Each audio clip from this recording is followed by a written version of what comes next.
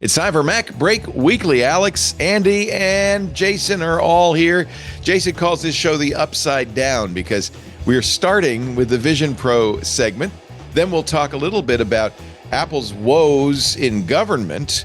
And actually, Jason has, I think, a very sensible way to move forward with the iOS App Store. I wonder if you agree. I don't think Alex does, but you'll get to hear that whole conversation in just a little bit, and why there will not be a sequel to the George Clooney and Brad Pitt Wolves movie. All of that and more coming up next on MacBreak Weekly. Podcasts you love from people you trust. This is TWiT. This is MacBreak Weekly, episode 949, recorded Tuesday, November 26th, 2024. Glick-ed. It's time for MacBreak Weekly, the show where we talk about the latest news from Apple. We have, of course, as always, our wonderful panel here, Jason Snell from sixcolors.com. Congratulations on once again gaining the axe. We got the axe. We Yes. got the axe. We kept the axe. Here's my I have my replica axe that is That's not handed the out. real one? Gosh, Not I the, thought that again, that I mean, was it's it. all a matter of perspective. It may be very large and I'm holding it far away. But regardless, Do you the etch axe a is in my new hand. date into each of those little... Unfortunately, the replica has just little lines there, but I could put a new line with like a marker if I wanted to, just You to should. extend it further down. Yeah, But yes, extend thank it. you. College football rivalries are fun, and they're more fun when you win them. I really like shows where they do inside stuff like that and they don't ever explain it. And it's like, you're either in or you're out. So just saying, did you get the axe? And you say, yes, we got the axe. That's all we have to say. We got the axe. And of course, so is Andy Anako. He's here. Did you get the 3 seashells? Boy, I get three seashells. Say it fast. You're a rotten bastard. I get the 3 seashells a good 3 hours after I get up, at least. It depends. Yes. Yes. I take supplements because, lower GI health is very, very important as you skid past your 30s. Inotco.com, coming soon to a web browser near you. He's also weekly or semi-weekly on WGBH in Boston. Good to see you, Andrew. Yep. Just on last week. library. And from his little fortress of solitude there in the beautiful Office Hours studios, Mr. Alex Lindsay. Hello, Alex. Good to see you. Good. You watched the new Vision Pro surround sound. I guess I should play the Vision Pro jingle. Dare we start the show with the Vision Pro jingle? Go ahead, do it. Let's do it. Wow. You know, it's time to talk the Vision Pro.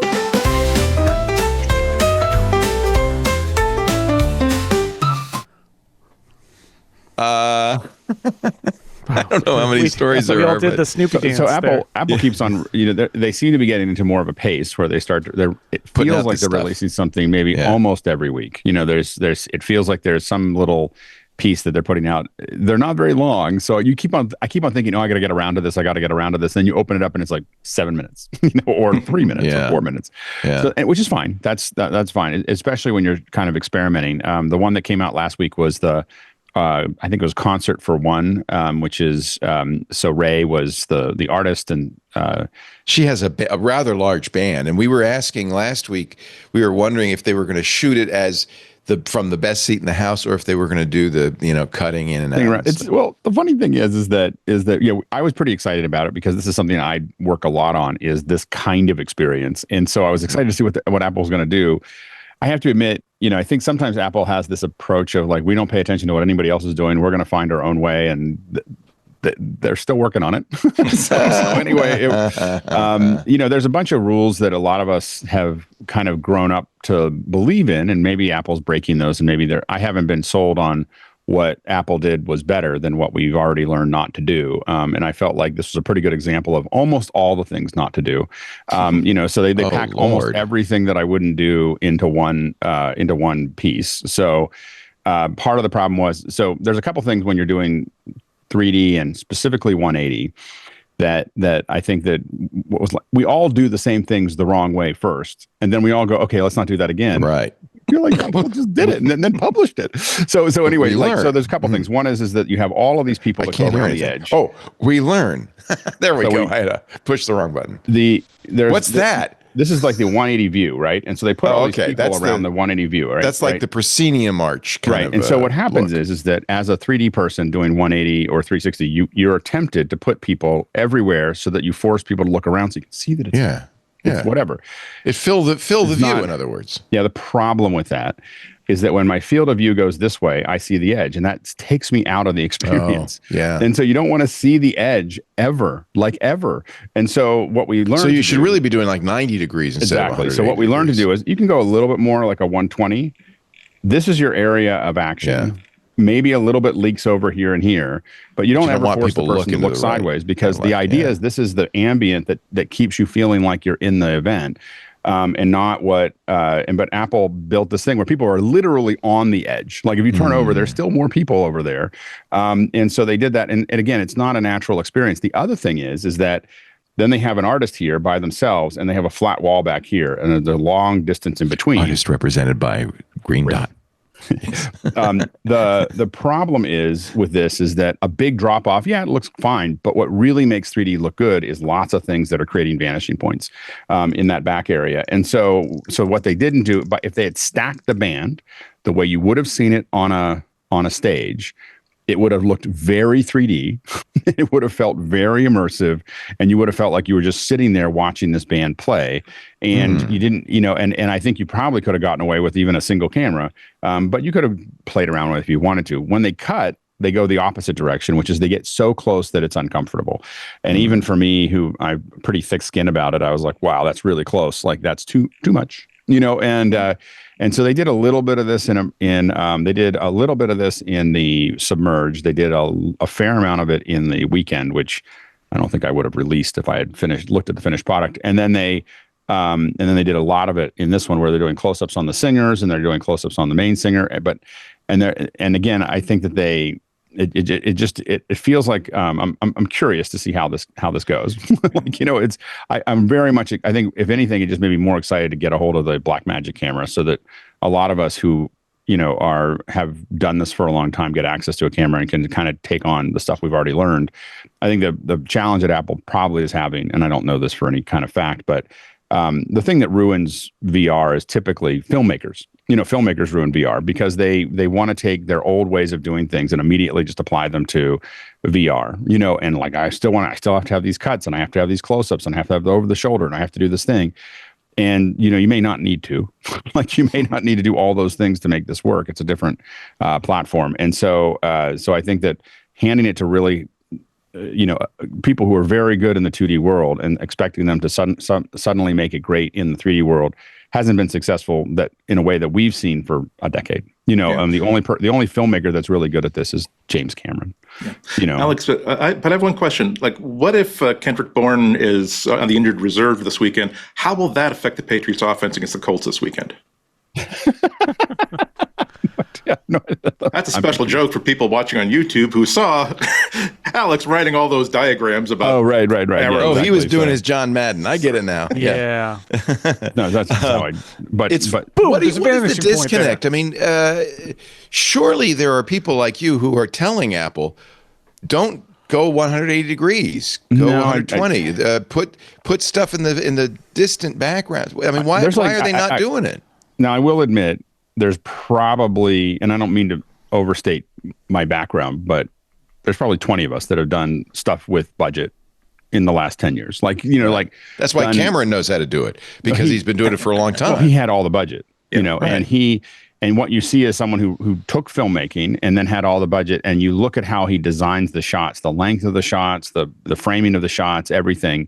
It's still a film, and you can watch it in 2D. There are things that I think I think he even has backed away a little bit so that people don't push back too hard on it. Like he does the 48 frame underwater, but when it comes back up, you very quickly realize you can see 24 really clearly after you've seen 48. So anybody with that are used to high frame rate or higher frame rate is something there. And so I think that Cameron really knows how to build that, and he really built it with a true experience and understanding of that.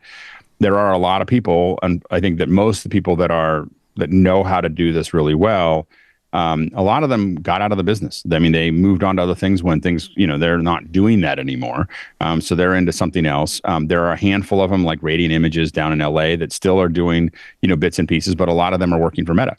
So Meta has been doing way more of this for the last, they've been continually doing this production for the last bit. And if you're working for Meta, you're probably not working for Apple. so you're, I think Apple probably would be sensitive to that. So I think that Meta has probably half of the people that know how to do it working on a variety of things. And the problem there is that for a lot of the Meta solutions, they don't have the leverage, or they're not using the leverage to say, hey, we want to just do it perfectly for the online audience, because that online audience is still pretty small, so there's, hundreds of people or low thousands of people watching. Like Meta has this challenge that the people who have the headsets are in the kind of the 28 to 50 range, in age group. All the music that they do concerts for are like 18 to 25. So there's this, so the kid doesn't know what shows up, because it's like the people who own the headsets don't know who these artists are, and so there's this weird thing where they're desperate to kind of grab onto a younger audience, but and trying to use the headset. But the people who are buying the headsets are not 18 years old. Typically most of them are older geeks than the younger ones. And so Meta's got one problem where they're trying to be something that they're not, but they have a lot of people with experience working on it, and they're freelancing and so on and so forth. It feels like, again, Apple eventually will maybe get to a point where they, and again, I think it's not important for Apple to get good at this. It's important for that camera to come out, and for all of us to have access to the tools that we need to produce. You don't even content. have access to the cameras yet? No, that camera, I don't know if they're done with it yet. Like they announced it in June, but it hasn't been released yet. And so I think you can't use the Canon or some other solution. We're talking about, the Canon you can use and you can get something, but to get to the level that Apple's, the problem is that the Canon is only going to be at a lower frame rate, lower resolution, per eye. It's 4K per eye, when it's bound together. And so the difference is that the Blackmagic will be 8K per eye at 90 frames a second.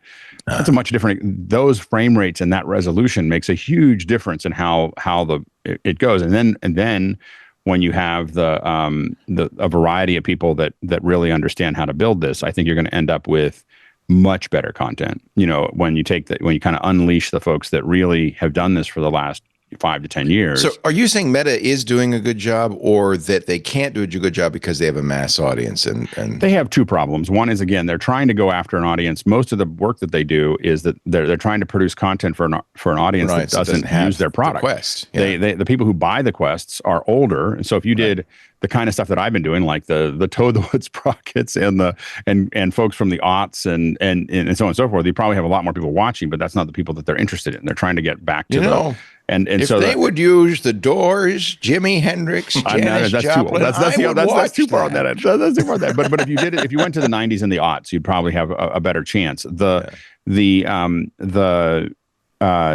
other side of that is that the Quest is dramatically lower quality than the Vision Pro. So you can't do the kind of things that are possible on the Vision Pro because the processor isn't there. That's why the Vision Pro is so expensive, is because that's the cheapest you could build that quality for right now. And so I think that that's the challenge. And I think Meta getting in early, sometimes the move fast break things creates a lot of spaghetti, so I think there's a guy in our Discord, Clark Zone, who says there is a blog post from Mike Swanson. I don't know if you've seen this, immersive video production tips. I haven't seen that. I know who Mike Swanson is. I haven't seen the. He's doing it for the Oculus, right? So, yeah. And so, and again, Apple broke some of those rules in a way that I will say, to Apple's credit, in Submerged, pushing the camera that hard in some of those shots was something that most of us would not do. I mean, we had done versions of that, but it worked. It worked. Yeah. I think, some people said they took their headset off and never watched it again. So maybe it didn't work for everyone. This is the problem with the Vision Pro. It's not for everyone. But for me, I felt like I was like, wow, I have never seen a camera move that had as much physical impact on me as I saw with those moves. And so I was like, okay, I can see how a lot of people are agreeing with you. Jay Ware in Discord says the weekend video. He said, I don't want to be that close. That it's like someone invading your personal space. Well, and there was then just a lot of shots that are fine for 2D. You just tell that someone who normally does 2D shot that video. Like, it wasn't Apple just says to people, go ahead, do it. Here's the camera, and doesn't say anything else. I don't know how Apple does it. It might be that they want these directors to experiment so they could find what works and doesn't work. And that could be the case. They shouldn't put it out then, though. But if you don't put it out, then the directors are upset. So you can't shoot something with the weekend and not release it. The weekend won't come back. So and then it's all weekdays all the time. And so if the weekend doesn't come back to the show. So, but I think that I think that the thing that the most common thing for all of these companies, whether it was Google or Facebook or Apple, is you take people who you feel like already have a lot of experience in production and you hand them the camera, and you probably have people that are giving them input. I mean, this is what other platforms have done. If Mike Swanson could put this in a blog post, you could give them a little booklet that says, hey, here's what we've learned so far. Yeah, I mean, they probably read all of those things. I just think that they still have this opinion that, let's try this and let's push this thing. And I feel like it feels like a lot of things that a lot of us have been like, well, we already knew that didn't work, and so the clock is ticking though, Alex. If Apple can't put out a product, an immersive video that gets people to say, this is it. I think that different people have now, again, in the difference for me, I mean, is like the owner of Oh I Know, Mark East, loved the weekend video and said he was much more likely. He said after the Submerged, he didn't really feel like he needed to watch more of that. After the weekend, he was like, I want to see everything in immersive. And so it's not. My opinion is one opinion of what those things are. And so there are definitely people who have. It's not everybody hated that video. I think that people who have done immersive for a long time also probably are a little more sensitive to those things. But but I think that's so. Anyway, so I think that there's. I think that what Apple has done, which is work with Blackmagic to make sure that they have a camera that can do that, is one of the more important things to do. Is to make sure that lots of people have access to the hardware to shoot it. And I think it's Blackmagic making this camera. Is that Blackmagic's making the camera? Yeah. Okay. But it definitely appears that Apple announced that they're working with them on it. That they worked with them on those things. And so yeah. So do we know of any time frame? I mean, Mark Gurman's not exactly leaking this one. We think that Blackmagic will not want to show up at NAB without a camera. Okay. so we think that's that next spring, right? Yeah. So we think that late March is the most likely time for the Blackmagic camera to be released. Maybe even the very first week of April. That's the most likely time. We think that, but we think Blackmagic doesn't like, in the past, Blackmagic would release things and it would go more than a year after they released it. And we have learned that we've seen over time that Blackmagic would very much prefer not to be at the huge booth where they spend millions and millions of dollars on the booth, having every person come to them and say, where's this product? Why didn't you release it? You announced it a year ago, kind of thing. So they usually get things done by then. Sometimes they're not perfect when they get out, but they get out. I have seen, or have heard of anyway, the killer app that I would probably buy a Vision Pro to use. Unfortunately, the test flight has been paused. It's an F1 spatial viewer called Lapz, Lapz. What a great. So if you're a Formula One fan, you know that one of the things F1 TV, which is a paid subscription, streams is you could see a camera from every car. You can see multiple views, you get multiple soundtracks. There's a lot of information. F1 is very highly digitized. There's a lot of information. And this is a really interesting way to look at an F1 race. I'm already using an F1 viewer that opens multiple windows, but this is like you're immersed in this. I didn't quite understand. I looked at the article. It looked like a licensing thing because so the viewer I use, you log into your F1 TV subscription, and then it takes what you're getting and puts it up on the screen. This is how Lapz worked. It's made by a VFX artist named Jon Lepore, but apparently they're saying, this is from a story in Upload, which is a VR magazine, that Lapz says it's working to secure digital developing Lapz. Sounds like F1, which I'm sure is extremely proprietary put the nix on it, which is too even, bad. Even though it was just in test flight, so it wasn't on the App Store or anything. They were just trying to get this thing going. The developers, they started off by just doing a concept video that blew so many minds that, oh, there's a market for this. I should actually start building this. And he started building it. And if you look at this demo video, whether you're looking at what he's actually got going in test flight or what he was conceiving of, both of them are, you're right. It's like, if you're an F1 fan, it's like, what do I need to buy to get this experience? A lot of my clients are asking, what would make I would buy this right away. Yeah, we see, and for I would people literally spend $3,500. So like on the desktop, so you've got a virtual screen in front of you that has like the basic like TV view of where they switch for you.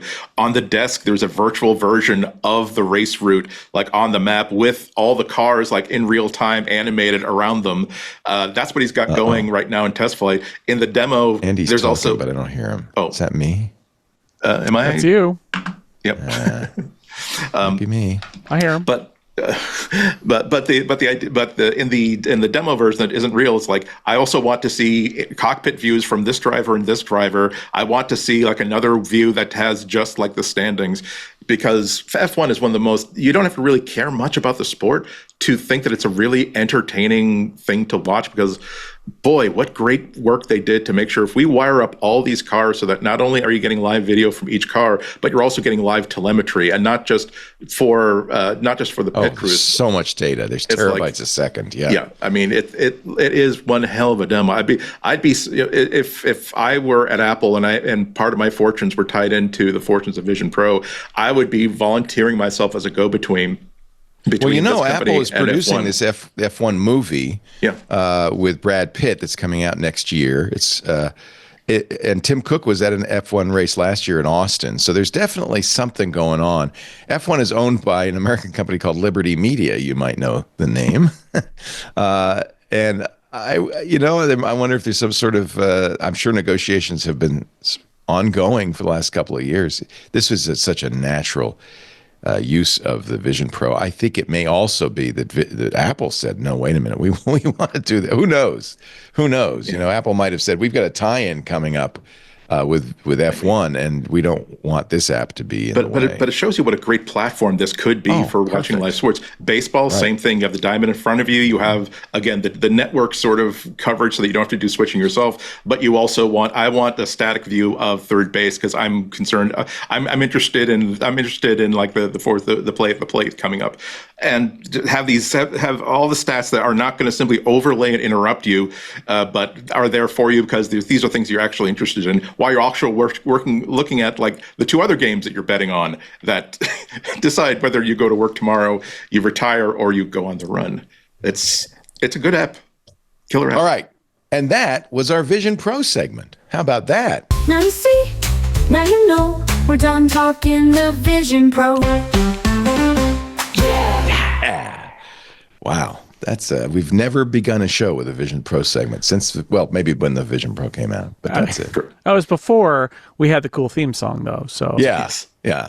Man, to start with that's just wonderful. Let's take a little break. Is it too early? No, it's not too early. Let's take a little break. When we come back, there is lots more to talk about. Actually, I was joking before the show that we were light, but no, we are not light. We're going to get into the beef between Drake and Kendrick Lamar in just a moment. I might be having mic problems during that section of the show. Hello. I can hear you, but I don't know if you can hear me. I know. He left. He actually left. Well, they're pulling. Drake is pulling Tim Cook into this, so we have to talk about that and more coming. There's a lot more coming up in just a little bit. Andy Anako, Jason Snell, and of course Alex Lindsay on the show today. Our show brought to you by, quite literally brought to you by our friends at CacheFly. Boy, I remember like it was yesterday. It was almost 20 years ago. We were trying to get these shows out. I started by putting them on a web page. That crashed the web server almost immediately. Then I went hat in hand to AOL Radio was streaming it for us for a while. A lot of different places where you would go to get your MacBreak Weekly or your This Week in Tech or your Security Now. And the funny thing is, at one point I actually went out and said, could everybody just seed the BitTorrent and we'll just use BitTorrent? That didn't work either. Thankfully, a guy named Matt Levine, one of the founders of CacheFly, called me and solved the problem. And we've been using CacheFly ever since, almost 20 years now. We've literally been brought to you by CacheFly. CacheFly has been around for over 20 years. They've held the track record. I should explain what they are. They're a content delivery network. They are, when you download the show, when you watch the video on our website, you're getting it from CacheFly, not us, but from our content delivery network. And they have held the track record for 20 years now for high-performing, ultra-reliable content delivery. They serve over 5,000 companies in over 80 countries, and we're one of those 5,000. We love the lag-free video loading, the hyper-fast downloads, the friction-free site interactions. But really, number one for us, we don't ever hear from you, our listeners, because CacheFly always delivers. It's a great thing. Boy, in the early days, people would complain like crazy. The show won't download half of it. CacheFly just solved it because it's the only CDN built for throughput. They do, as an example, ultra low latency video streaming. They can deliver video to over 1 million concurrent users with less than 1 second latency. Wow. Lightning fast gaming delivers downloads faster with zero lag, zero glitches, zero outages. It's not just for podcasters. Mobile content optimization. You got images on your site? Offers automatic and simple image optimization so your site loads faster on any size screen.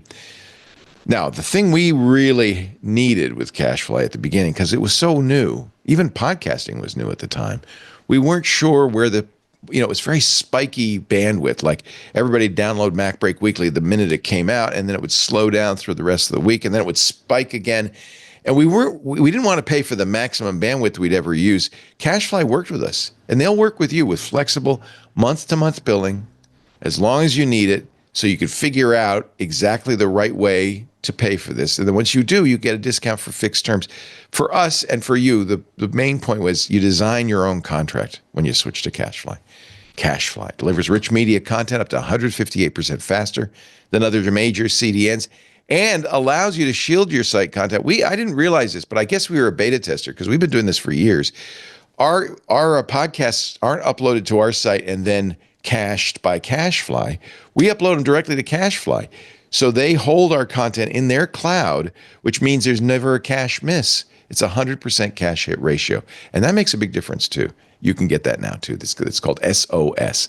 And with CacheFly's elite managed packages, of course, you get the VIP treatment. We always do. You'll have a dedicated account manager who will be with you from day one, making sure you get a smooth implementation. And whenever you need it, reliable 24/7 support.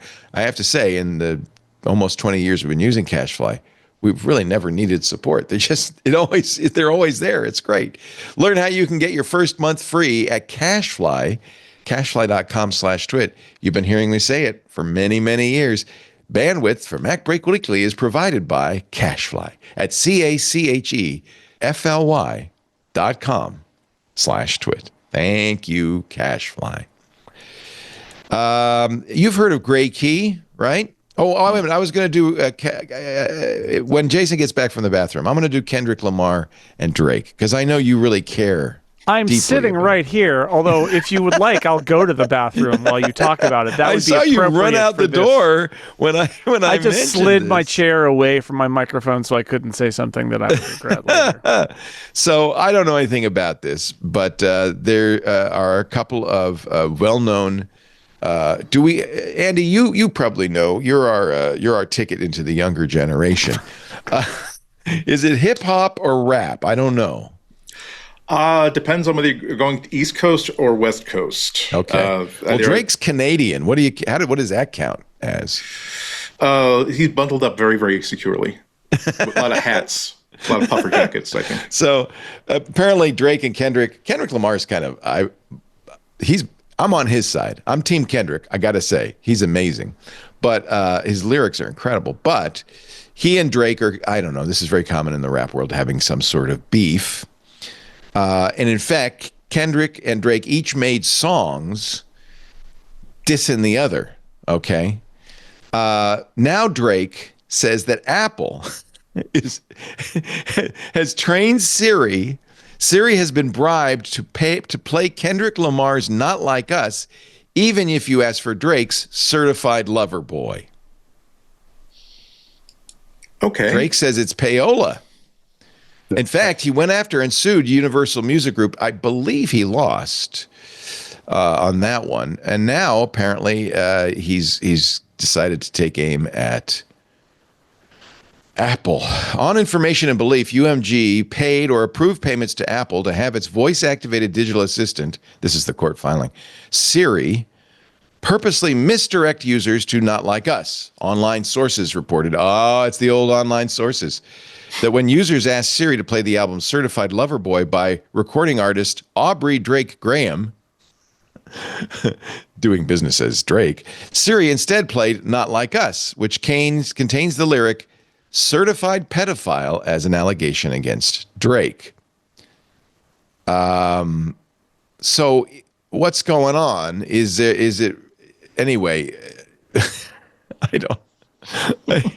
I don't know what's going on either. I have had Apple's Siri misplay stuff, as long as I've had it. Yeah, that's the hard part. It's so inaccurate.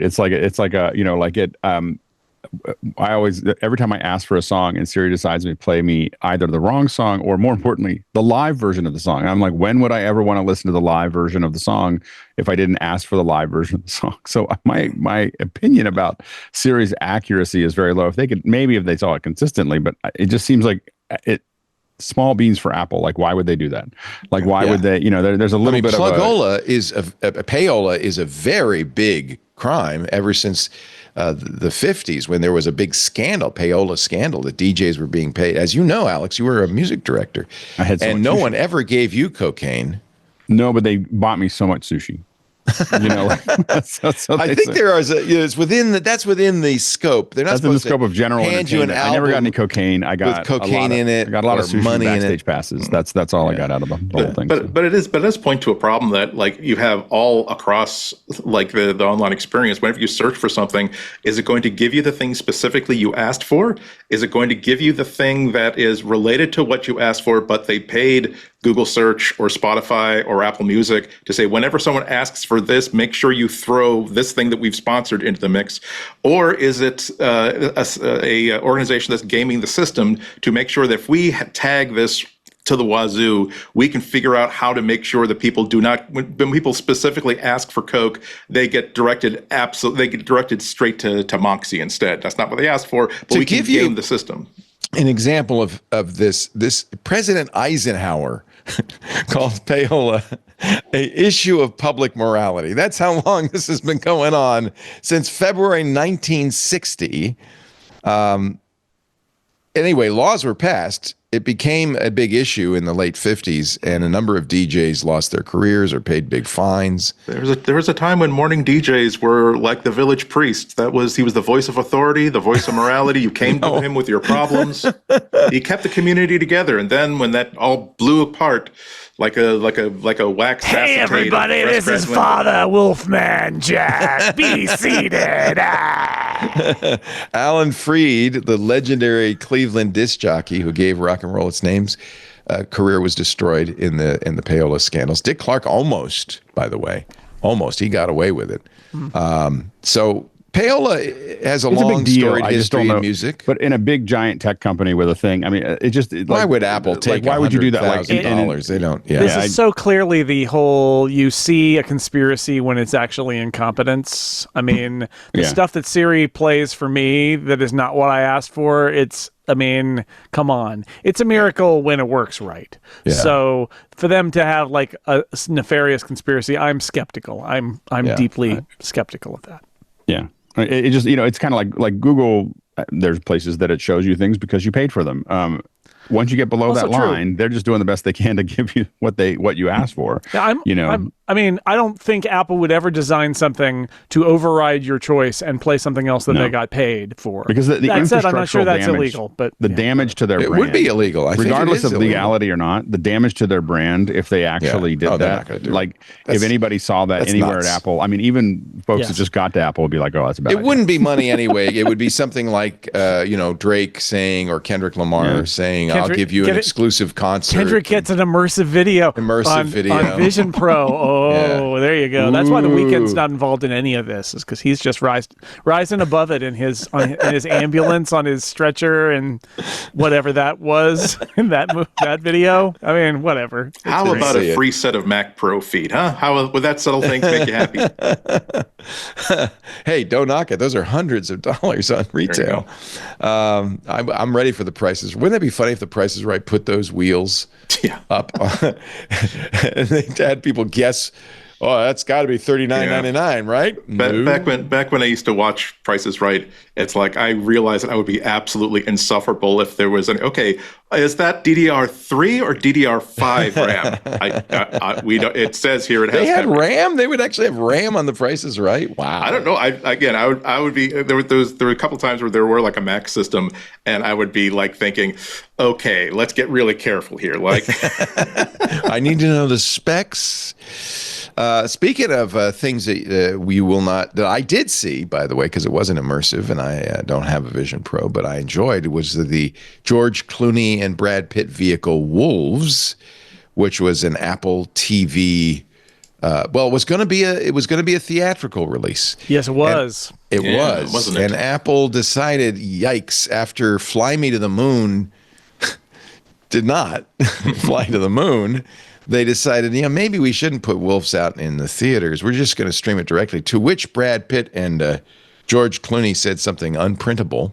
Yeah. Because their compensation was tied to theatrical revenue, theatrical take. Yeah, Apple presumably paid them off, and I'd be surprised if there wasn't some sort of payout if there wasn't a theatrical release. There'd be a suit. Remember Scarlett Johansson? Exactly. So I think there'd be a suit. There would almost certainly be a payout in that scenario. I think the problem here is how Apple, reading all the coverage of this, I don't think anybody's questioning Apple's decision to not release it in theaters. I think the problem is they did it last minute. It was like a week before, I think, is what Jon Watts, the director-writer, said that he heard about it. So it happened last minute. It obviously was a blow to them because there is prestige involved with doing a theatrical release, and you're working with creative people. Apple handled this more like canceling a product. Right? Which I'm sorry, it really does feel like they don't understand the relationship issues in Hollywood, that you need to have good relationships with the creative people who generate the content. The money is good and they'll take your money, but if all things being equal, they'll work with somebody they're more comfortable with. And then, that interesting twist on this is not only releasing it only on Apple TV, not in the theaters, Apple also put out a press release saying, and a sequel is in the works, yes. Wolves 2, to which Jon Watts said, No, it was, a sequel was in the works, though. That's the thing. But when they killed the theatrical release, Jon Watts said, take the sequel. Please don't mention the sequel in your press release because I don't want to do it.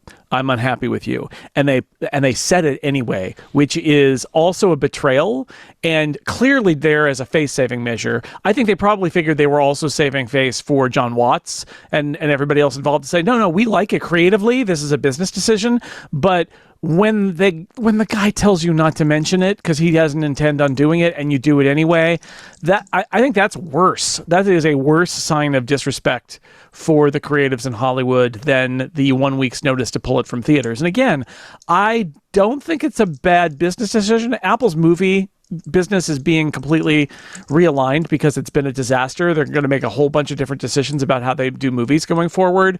But you gotta take care of the talent, and you gotta be aware of the relationships. It wasn't just Apple either. I mean, Disney, Warner Brothers, they've all got locked horns with. There have been hyperbolic stories about how Apple has burned its bridges in Hollywood over this, and I'm like, guys, every studio does things that make everybody angry at them. Yeah, they all have it. It's like saying I'm never going to fly this airline, and you run out of airlines at some point. You can't do that. Again, Disney did the about face. Warner Brothers did an about face. Many of them have done these about faces where at the last minute they switch over to streaming because they don't. Because the problem, the real problem is that we all have pretty big screens at home, and we all have a ton of content.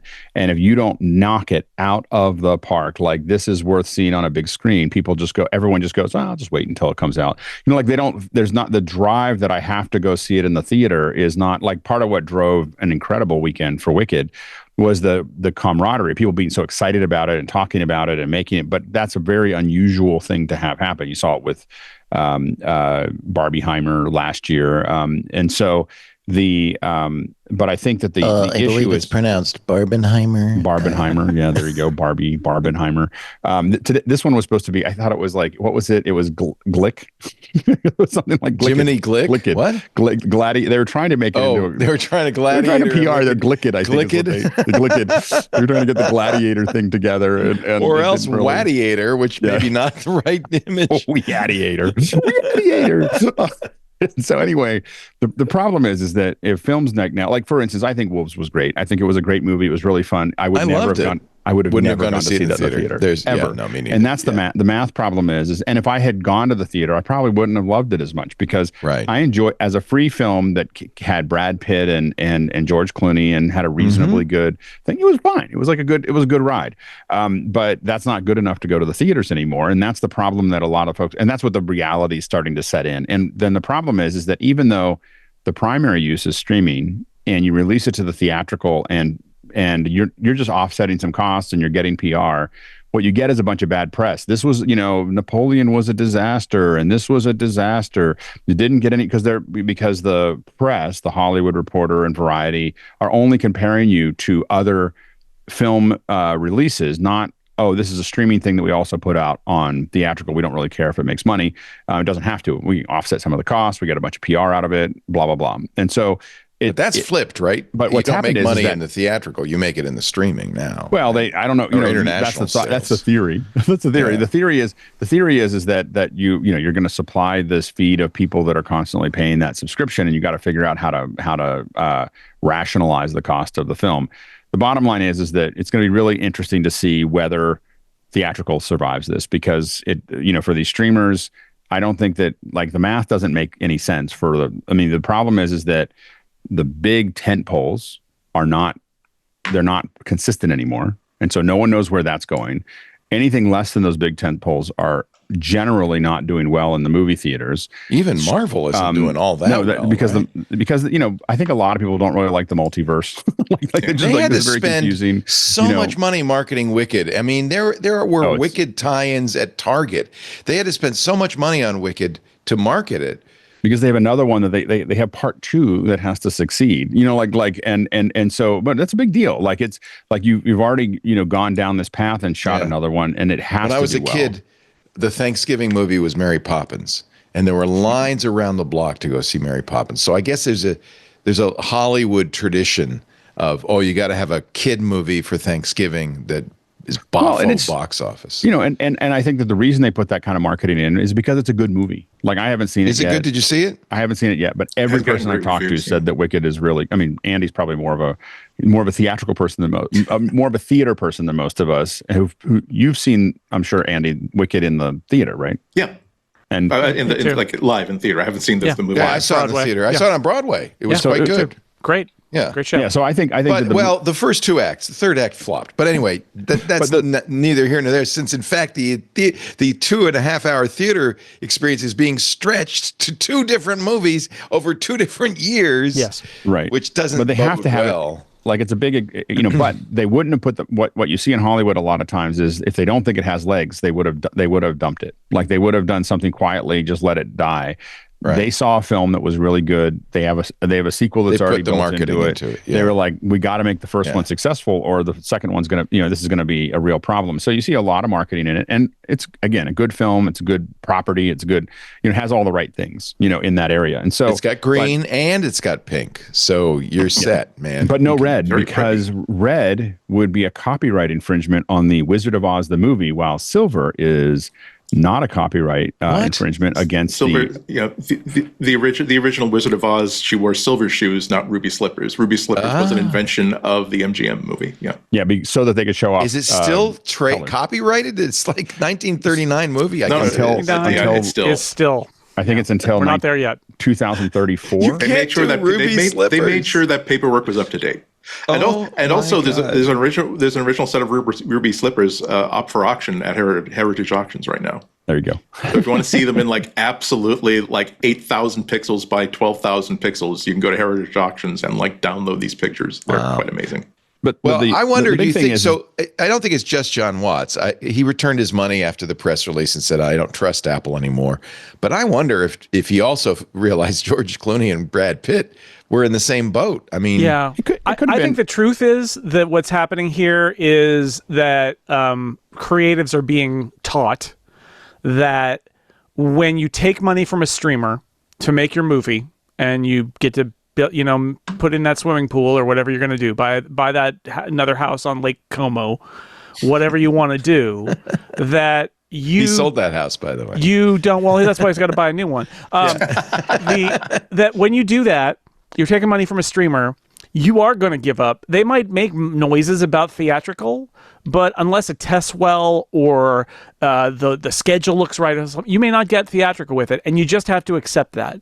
Or you're going to need to take less money from somebody who really is going to give you an ironclad guarantee. And I think we've been in an era where everybody's been a little mealy-mouthed about it. And they're like, well, yeah, we'll do it.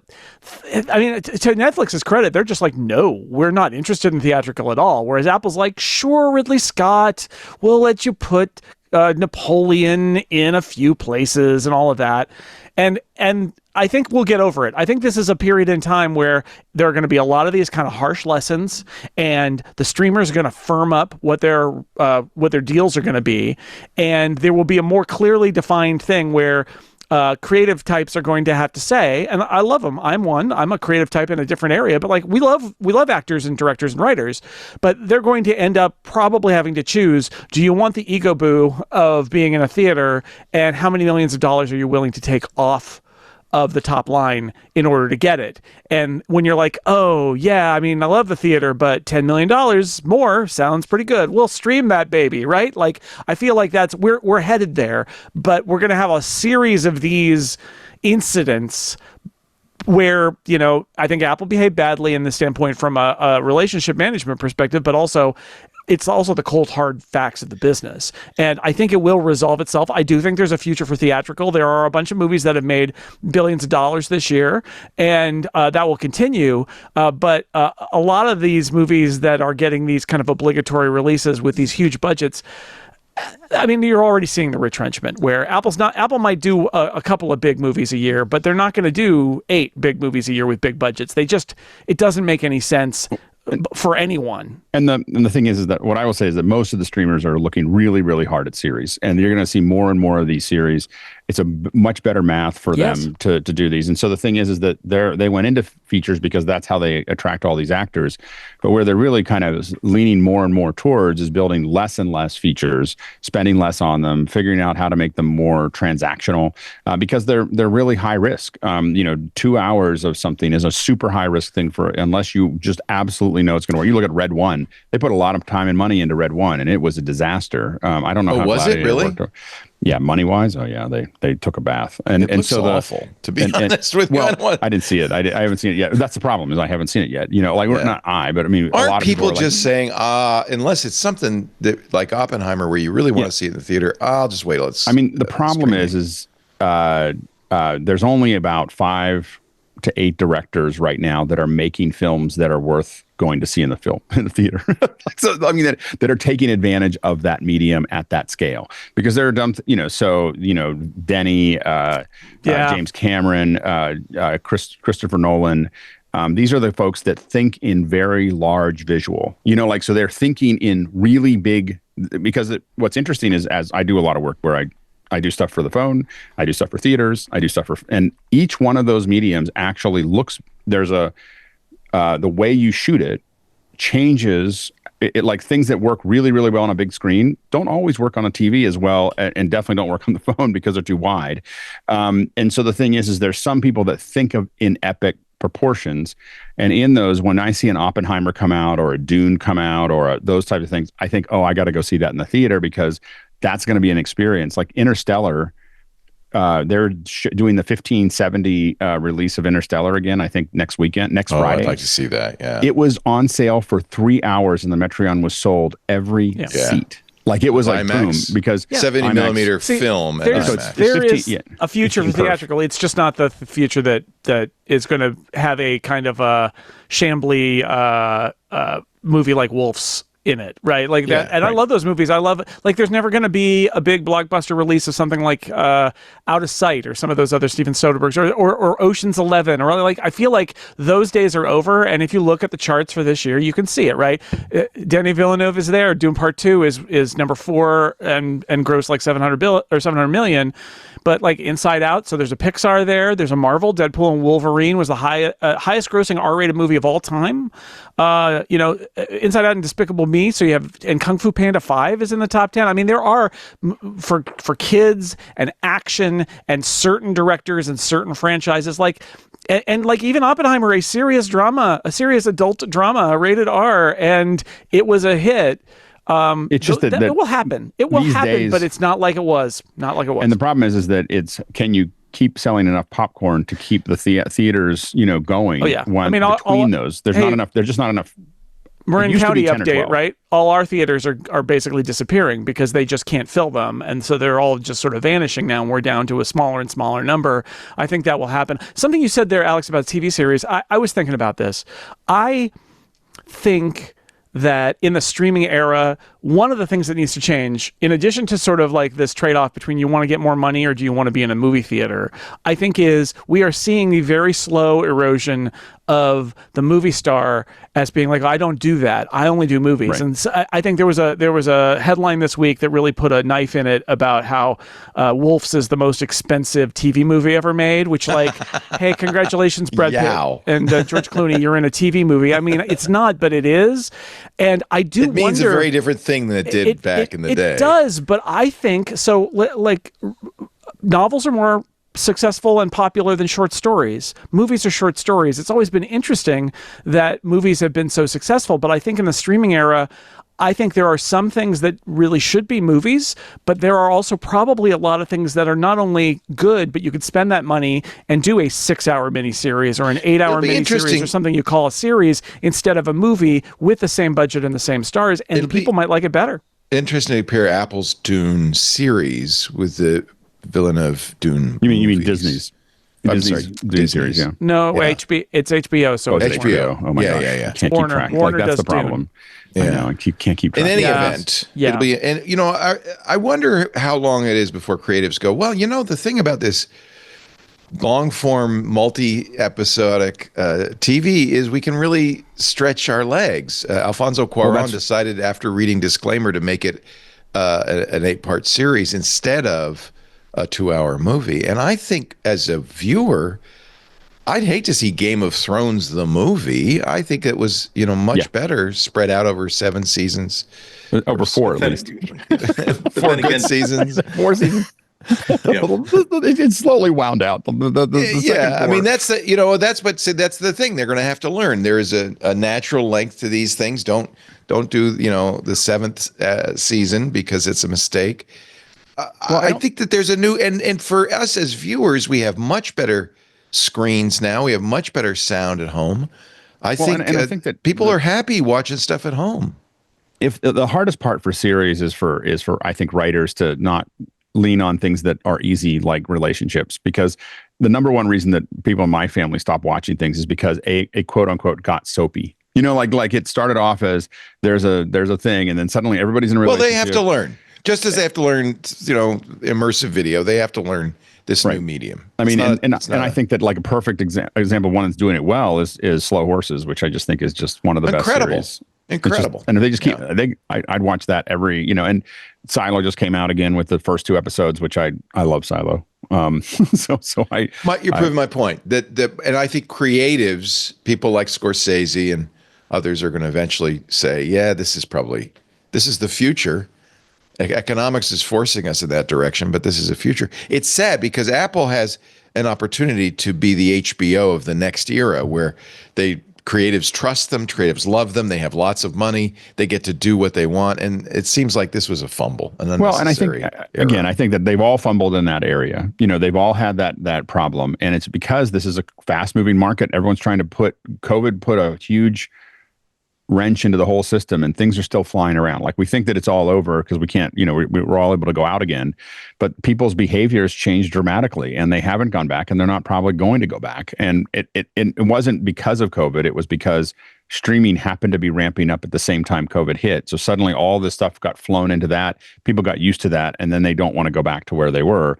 And I think that's and the problem is that the theatrical business is too risky right now, and to do big films. And I think that, especially what scares people is not that Ocean's 11 might not be able to be released or whatever. What terrifies people is if Marvel puts something out that doesn't make a lot of money, it means that there's no automatic money anymore. And so they did really well in Deadpool, obviously. But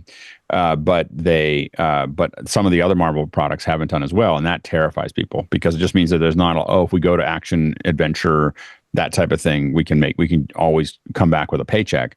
That makes everything less stable, and so I think that that's the thing that'll be really interesting to see what happens next. But I think that streaming is the future of some kind. We're going to see more and more of that, and I think that I do agree that there'll be still some theatrical, but I think that you're going to see less and less and less of it, and the theaters are, I think, going to probably find other things to do with their screens,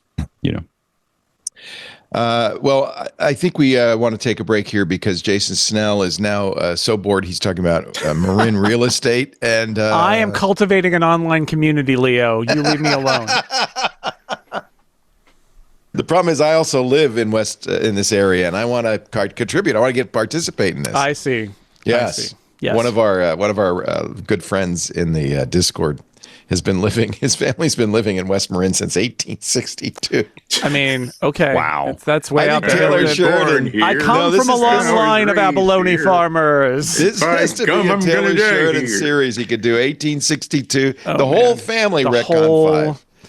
The whole thing. Yeah. All right. You're watching. Seriously, we have some news. Actually, I want to talk about Brendan Carr's letter to Sundar Pichai, Mark Zuckerberg, Satya Nadella, and one Tim Cook, saying that big tech is exercising a cartel, a censorship cartel. Given that he's going to be the new chairman of the FCC, this probably is something they should pay attention to. We'll talk about that in just a bit. You're listening and watching to MacBreak Weekly, the show we cover weekly Apple news and sometimes some media stories too and things like that. If you like what you're hearing, I hope you will support our show. As you may notice, there was one ad today, and that's it to keep the show on the air because it's more expensive than one ad's worth of revenue. We need your help. We need you to join Club TWiT. I've always thought the best way to do this, to do a podcast network, would be to be supported by the listeners. In fact, when we first started TWiT in 2005, that was the plan. I boldly said, no advertising. That was a mistake. But anyway, we couldn't grow to the level that we wanted to. But then again, there wasn't Patreon. There wasn't this whole infrastructure of crowdfunding and so forth. And I think things have changed. So we're trying this again. Partly out of a long-term desire to have a listener-funded network, and partly out of necessity. If you think this is the kind of programming you want to hear, if you like the shows we do on TWiT, it's easy to support us, to let us know, to send us a signal, to vote, if you will, by going to twit.tv/clubtwit. It's only $7 a month. You get, well, I know I do 5 shows. Micah does, 2. That's 7. And then we have a bunch of shows in the club. There's at least 10 shows for $7 a month, all of them ad-free. The shows that we do in the club, you get video as well as audio. We put out audio in the public, but the club members get the video for Hands on Macintosh. That's Micah's show, Hands on Windows with Paul Thurrott. And on and on and on. There's also great stuff in the club, like Micah's Crafting Corner. He just did this last week. Stacy's Book Club's coming up in a couple of weeks. We have Chris Marquardt, our photo guy, does a photography show, and we do a coffee show. We're doing more and more in the club, and I would love to have you in the club with us. Plus, you get to hang out in the Discord with great people like Retcon 5, who's been living in Marin since 1862. Just think of the stories he's telling in the Discord right now. I think it's worth $7 a month, and it sure makes a difference to us. If you haven't done it yet, please go to twit.tv/clubtwit or scan the QR code in the upper left-hand corner. 2 weeks free if you want, so you could try before you buy. And we've added a referral program, which means you'll get a code when you sign up.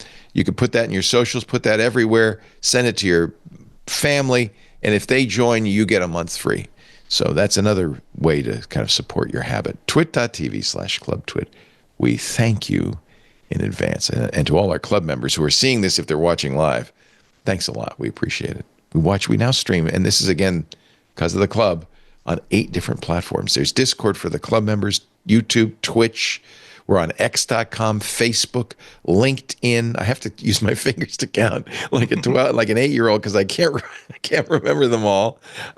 Kick and TikTok. There you go, all 8. You can watch us do this show live every Tuesday if you wish. But club members, you will get the ads in the live show. We take them out after the fact. All right. On we go with MacBreak Weekly. This letter from... Oh, are we in the letter segment? That's exciting.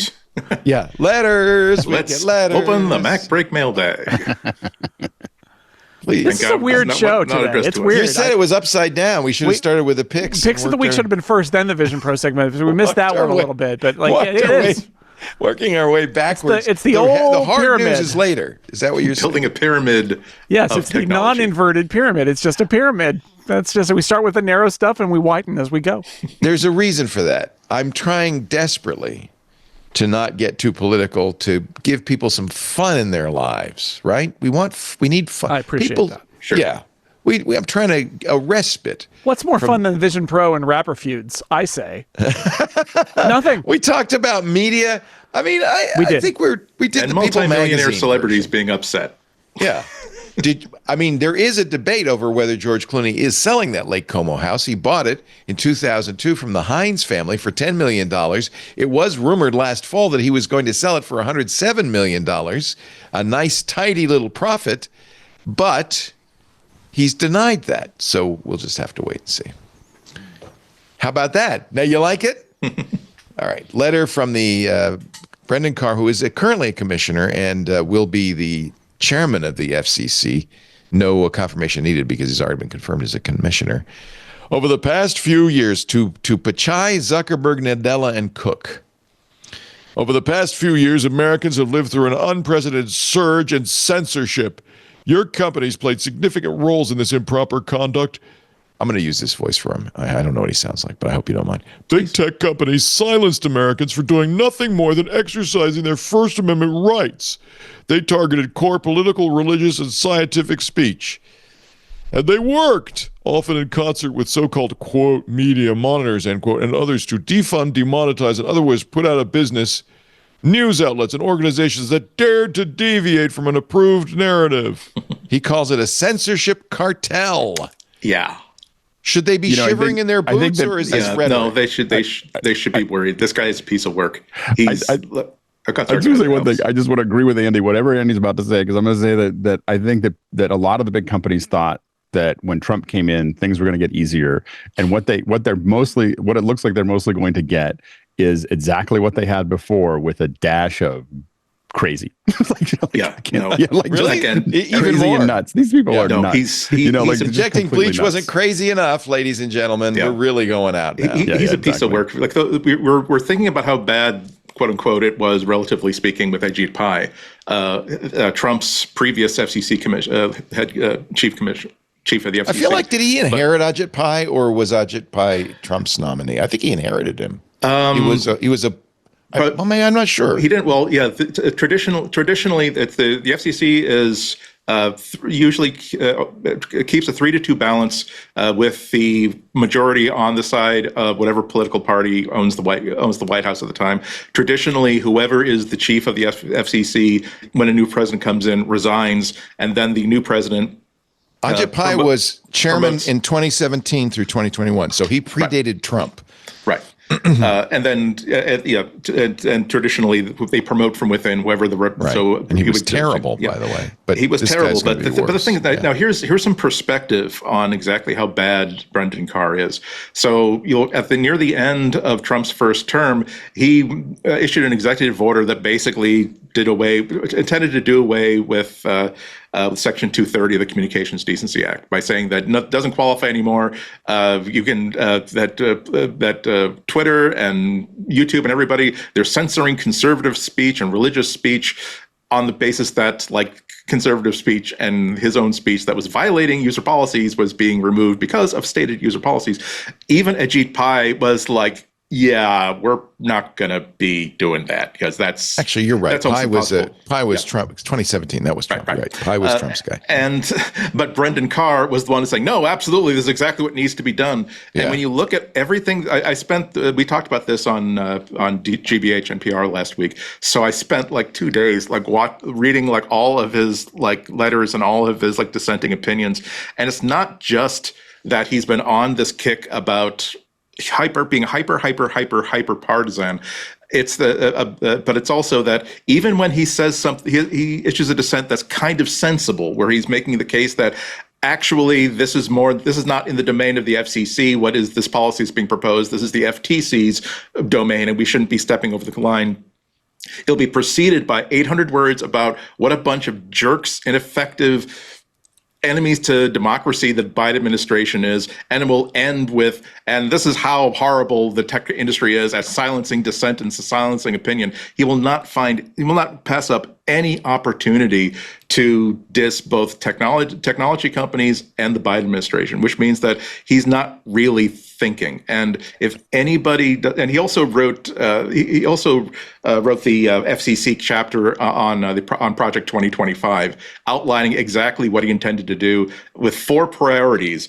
And number 1 priority was not make sure that the underserved in America get access to affordable and speedy broadband. Number 4 was essentially getting after tech companies. So, his plan has always been, as stated, to basically defang Section 230.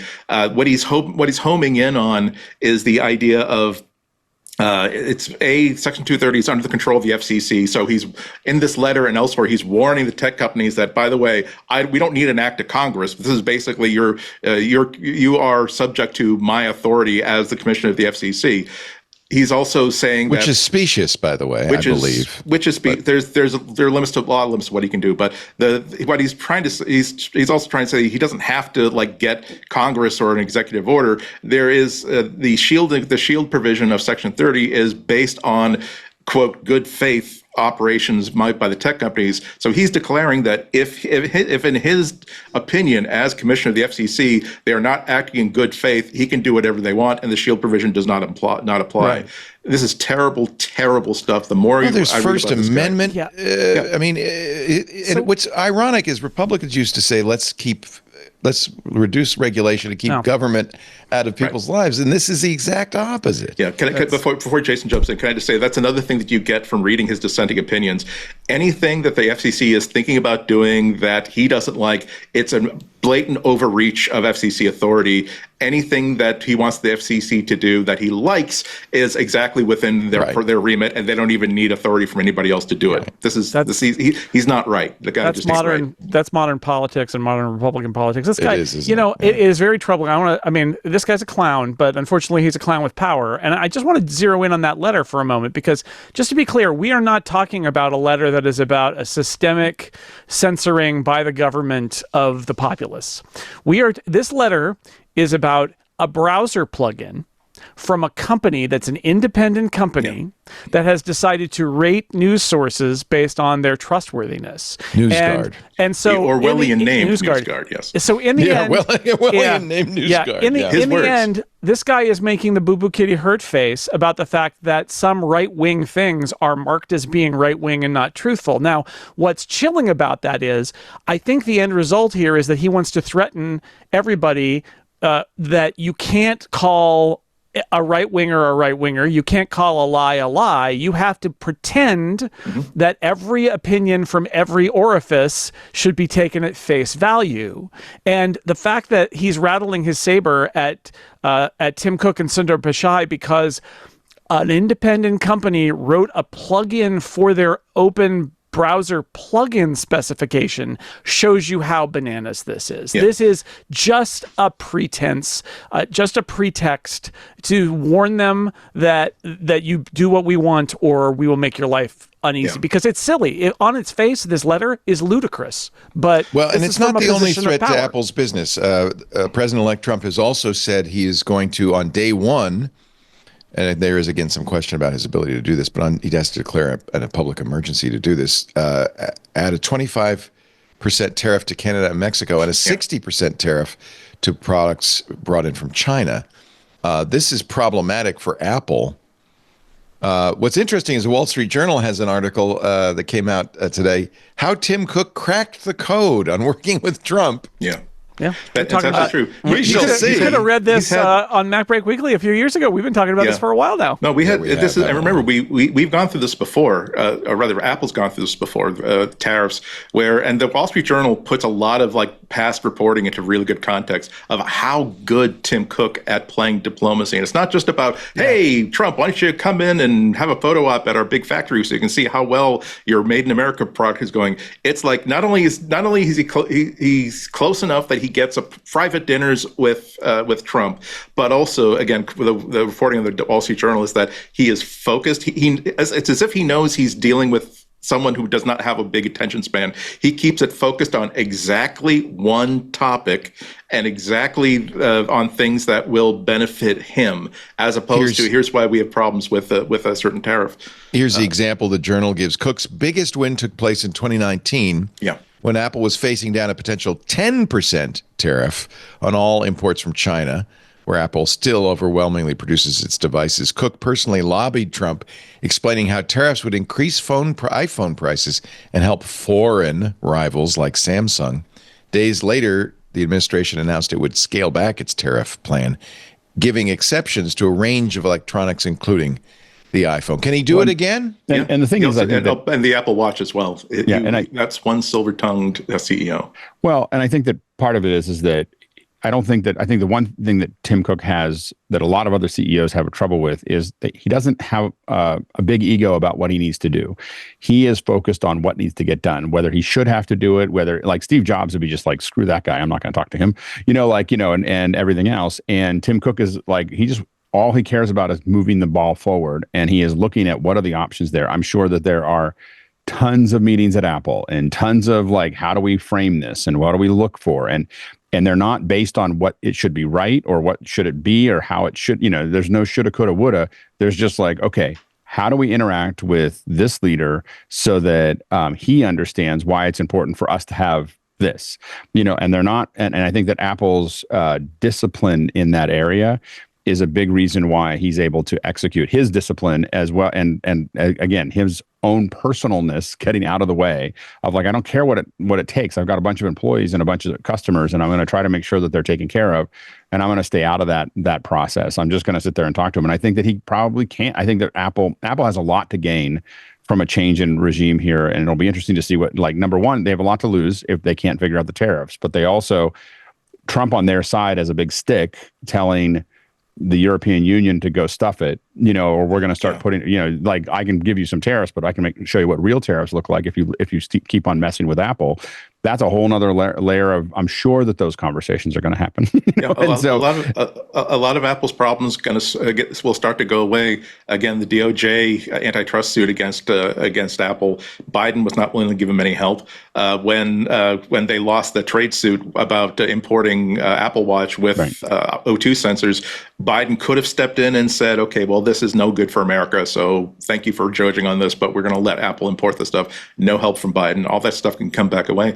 And the more you look at what's going on, again, I'll try not to keep this hyper political, but just stating some facts. There's never been a sharper divide between you are either a friend of Trump in a corporate way or you are an enemy, and there is no in between. Getting back to Brendan Carr. Elon Musk, there's no secret exactly how cozy he is with Trump, but so here's something that happened a couple of years ago where Starlink got about $900 million in subsidies to use Starlink satellites to bring broadband to underserved areas. This is part of a $12 billion fund that the Biden administration had been approved. There was basically they were the FCC provisionally awarded them $900 million. Then there was a second part of the application process where Starlink had to basically demonstrate that you have to prove that you are capable of delivering exactly what you said you would be able to deliver, exactly what the FCC has asked you to deliver. On that basis, they failed to do that, and so that $900 million was withdrawn.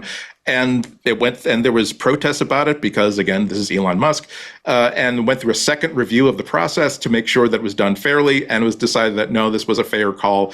It was because the Starlink failed to do the second long form application they were supposed to do.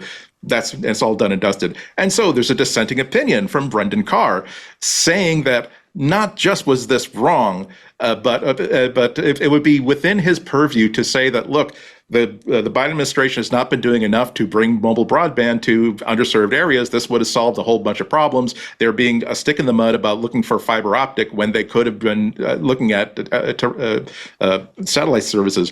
But there's also preceded by 2 paragraphs about how the Biden administration has it in for Elon Musk because he bought Twitter and started using it as a way to suddenly revive long censored debate and discussion about how awful the Biden administration is, and that's the reason why they took away this $900 million, because Biden wanted to punish Elon Musk personally. Again, he is not right. This is going to be a very, very rough ride for the next 4 years, unless basically Congress and the Senate decides that this Congress has always had sort of an adversarial little bit of a relationship with the FCC, in that if they're doing things that support party policy, that's great. But Congress as a beast does not want to give up regulatory authority. So a good tactic is to basically approach Congress saying, hey, FCC is trying to do away with Section 230. They're not allowed to do that. That's the congressional authority. Are you going to stick by and have the FCC steal away some of your authority? And that's a way for them to attack back. Well, but it's going to be a rough ride. And the teeth are there because of the Chevron agreement. There are limitations to what all these bureaus can do without congressional oversight. Back to Apple for a second. I want to talk about Tim Cook and Trump and just say that I think we'll see how they play this. But yes, I want to agree. The status of Apple as one of America's great companies, I think, gives Tim Cook a lot of latitude. And the fact that they are also not, despite being the 4th mentioned company in this letter from Brendan Carr, they're not a gatekeeper. They have not built up a lot of conservative ire about their content decisions, right? And they are perceived as being one of America's great companies and great assets. What about end-to-end encryption? The FBI is not a law enforcement. We'll see, but I would say that that's not a culture war thing, and therefore is less important, because I think that most of the stuff they're focused on is culture war stuff. And when you talk about one of, like, I think it's going to be a more broad question with the big tech stuff, which is these are American companies that dominate around the world. And do you, as an American administration, want to harm the American companies that are dominant around the world, or do you just want to, change their behavior and bring them to heel? But I do think that's going to be difficult, and I think it's going to be very difficult with Apple. And we saw in the first Trump administration exactly this, which is Tim Cook was able to say, for example, all you're doing is benefiting Samsung by making us weaker, and that had legs. And I think that there's a lot of, even though Apple does, make a lot of stuff in China, and this incoming administration is going to be hostile to China, I think that in the end, it gets laundered through the fact that it's an Apple product and it comes from one of America's great companies. And I think you have to do some politicking, and you have to have a relationship with Donald Trump in order to make it work. And that's where Tim Cook is working. But it's a fascinating dynamic, right? Because some of the things that this incoming group is opposed to are things that are happening at dominant American companies. And traditionally in politics, what you don't do is hurt your guys, because that helps the other guys. You want to boost your guys. So we'll see when push comes to shove how much they're willing to do to harm American companies. I'm a little skeptical about, especially for a company like Apple or Microsoft that is not playing in this sort of like content moderation culture war space. Yeah, but both things can be true. For instance, looking at Google, they're facing a potential breakup because of any of the antitrust suits that they're facing. Trump has said in the past that maybe it's not such a good idea to break up Google. specifically because China is terrified of Google. At the same time, they are absolutely in the crosshairs for quote censorship unquote of certain political and religious content, and they're concerned. One of the reasons why they're concerned about NewsGuard is that it's not just a plugin for a browser, although I think that's one of the specifics that's addressed by the letter. It's also they offer services to a wide range of clients, including as a user, you can subscribe to the service and get their plugin, and it will basically tag as you navigate the web like a trustworthiness score for every site that you visit. And we won't get into it, but there's a very, very long 9-point metric that they go into. It's owned and run by editors and journalists, and so it's not as though this is politically motivated, but they also sell those services to, again, companies like Google who will introduce some of that. They also track. They do live tracking, fingerprinting of misinformation, threats to calls to violence, that sort of stuff. And so a lot of services also use that as a metric to decide, is this something that that violates our terms of service? Should we get rid of it? And thirdly, again, going back into Trump having the ear of Elon Musk, advertisers are also using it to basically, as they're deciding where to put their ad buys, to decide, here is a site that we kind of want to advertise on. What is their score for disinformation? How squirrely are they? Are we going to look horrible by having our ads placed on this site? And that's the sort of thing that they're coming after, about saying, oh, this is the Orwellian name NewsGuard, a third party that is deciding what should and shouldn't be read and censored across the internet. When again, it's just an independent company, a third party service that does things in what is generally accepted to be a pretty above board nature. Well, and I think also that a lot of the companies in 2020, 2021, 2022 were very complicated years, and a lot of the decisions that they were made were considered life and death, and they didn't always make the right decision. They might have been a little heavy-handed in some areas, and it definitely created a lot of upset when people were just turned off from saying anything that was related to anything. And I think that at the time, I think that's the hard part, is that when you look back, when those decisions were being made and how they were being made, it was an imperfect situation, and they're making imperfect, responses to it. It made a bunch of people upset, and I think that now those hens are coming home to roost in that area. I think that Apple probably has less to do with this. I don't even know. I guess it's the plugin for Safari that they would have to, be part. But I think that the focus on this kind of thing, Apple has kind of skirted a lot of the social, people posting things socially, so they have a lot less to worry about related to filtering than others. But there is some, I guess, tangentially connected things to Safari, but that's about it. I mean, Apple hasn't really gotten into the mix of this in the way that Google and Facebook and X and many others all have to kind of juggle. And it's a complicated problem because there's a lot of misinformation. I don't think X has to juggle anything at all. Yeah, exactly. That's another matter. I realize because I have so many filters on X, I still don't see it. You don't see it. Like, to me, it's fine because I have like 150 terms that I block out. And so all I see is the stuff that I'm interested in. And so I guess it doesn't show up for me like that because I don't see any of it. You're never going to see Brendan Carr writing a letter to Elon Musk saying, you need to tell me what you're up to.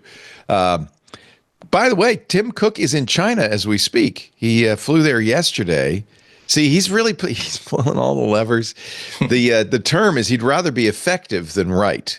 And that was the exact opposite of Steve Jobs. Jobs said, I'd rather be right than effective. And that's why the board said, and you'd probably not work here anymore. Well, and I think that a lot of CEOs, when they're running it, have a little bit of the indignation of I'm doing the right thing, or I'm doing the thing, or whatever. And they're mad about it, and that shows up. And I think you can't even feel that when you're talking to Trump and expect to go down the right direction. I think that Tim is able to steel himself to, I'm just looking for this outcome, and I'm just going to keep on, I'm going to stay focused on the outcome. You got to be a poker player. You got to focus on the outcome.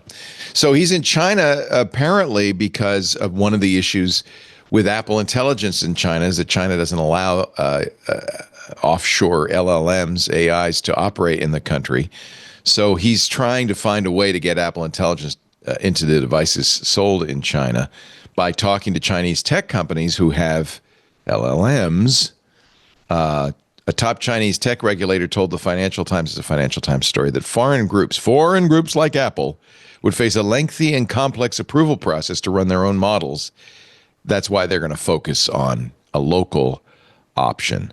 A high-ranking official at the Cyberspace Administration of China said it would be a comparatively simple and straightforward approval process if they use already vetted LLMs from Chinese groups. I'm sure that's what Tim Cook is planning to do. And the other problem is they probably prohibited, because of trade sanctions, to use Apple's own LLMs in China, because China would require them to basically turn over all the secrets so they can putatively, so that they can figure out exactly how it works and make sure that if someone asks about a certain date event happening in central Beijing in 40 years ago, that they get the approved answer, that sort of stuff. Apple's 17% of, China is 17% of Apple's revenue. So it's a big part of their financial structure. Tim Cook has been there 3 times this year. This is his 3rd visit this year. But one of my favorite It's difficult stories... to understand how Apple Intelligence can be modified, though, to not use Apple's own models, because these are on-device models. Well, I mean, there's a question on how they work it, and do they ship an alternate model in China? Do they use a third-party model that they turn on and that let you use in China? Because they're working, the OpenAI announcement, and they've said, look, others also, but they only have been working on OpenAI. It feels very much like they're going to get the API right with OpenAI, and then they'll probably add others. And so they've got ways to do that where maybe that's a Chinese approved. Well, but that's model. That's when it goes off device. Yeah, but remember, in China, when you're on device on the iPhone, it's doing it on device with its own models. Yes, and then but in China, maybe they put a different model on the device, or maybe they do less on the device. They have to have servers there, or maybe they just don't do as much. Yeah, I think they could just shunt it past the server farm and the device and just go straight to the Chinese LLM, as Jason was pointing towards. And I think that'd be the easiest way for them to get out of the middle of that. Or just not offer Apple Intelligence. I don't think it's going to. Yeah. How important is that in China? I don't know. Yeah, I'm sure that's what Tim Cook's trying to find out. Especially because it's not a homegrown solution. I got to wonder if part of the calculus that Tim Cook and the rest of Apple are figuring on is that how much longer can Apple compete with Huawei and other Chinese-born companies who are not necessarily government-owned, but they are government-controlled. They're blessed by the Chinese government, as here is a homegrown company that's moving year after year closer towards, hey, now we can design our own chips. Hey, now we're manufacturing our own chips. Hey, they're even moving. Huawei's even creating a new operating system with actually the very first truly new mobile operating system in an eternity. Most of the OSs the Honor OS that was running on Huawei devices was based on open source Android. Their new operating system is built from the ground up, does not even use the Linux kernel, so it's entirely homegrown, has its own app store.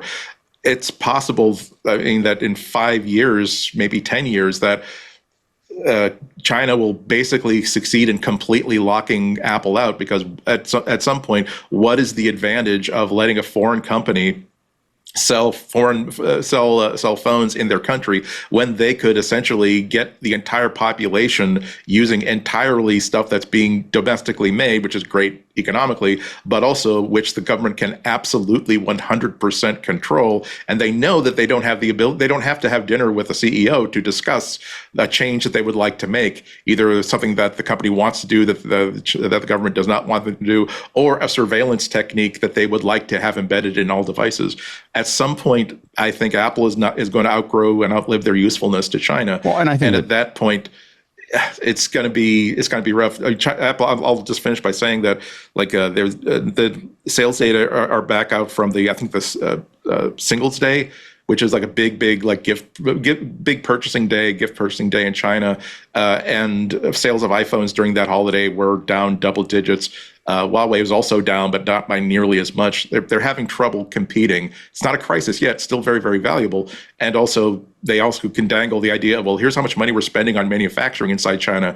Do you really want to make us pick up our tools and go to India with them 100%, go to Vietnam with 100%? But nonetheless, that's got to be part of the calculus. At some point, it's going to be a law of diminishing returns. I mean, it's a good idea for Apple to get disconnected from the Chinese economy over the next decade, because most of the foundation is washing away. The thing is that China's got a whole bunch of bigger problems. We assume that China will be here in 10 or 20 years in the same government structure that it has, but there's a lot of things that point towards the fact that it may not, like it may not survive the next 20 years, because in the current structure, because they have all kinds of population problems, they have all kinds of financial problems. The way that they built this up is a house of cards, and that's I'm sure they're saying the same thing about us, by the way. Sure, sure, except that with maybe some more merit to it. I don't know. Good opportunity for Canada.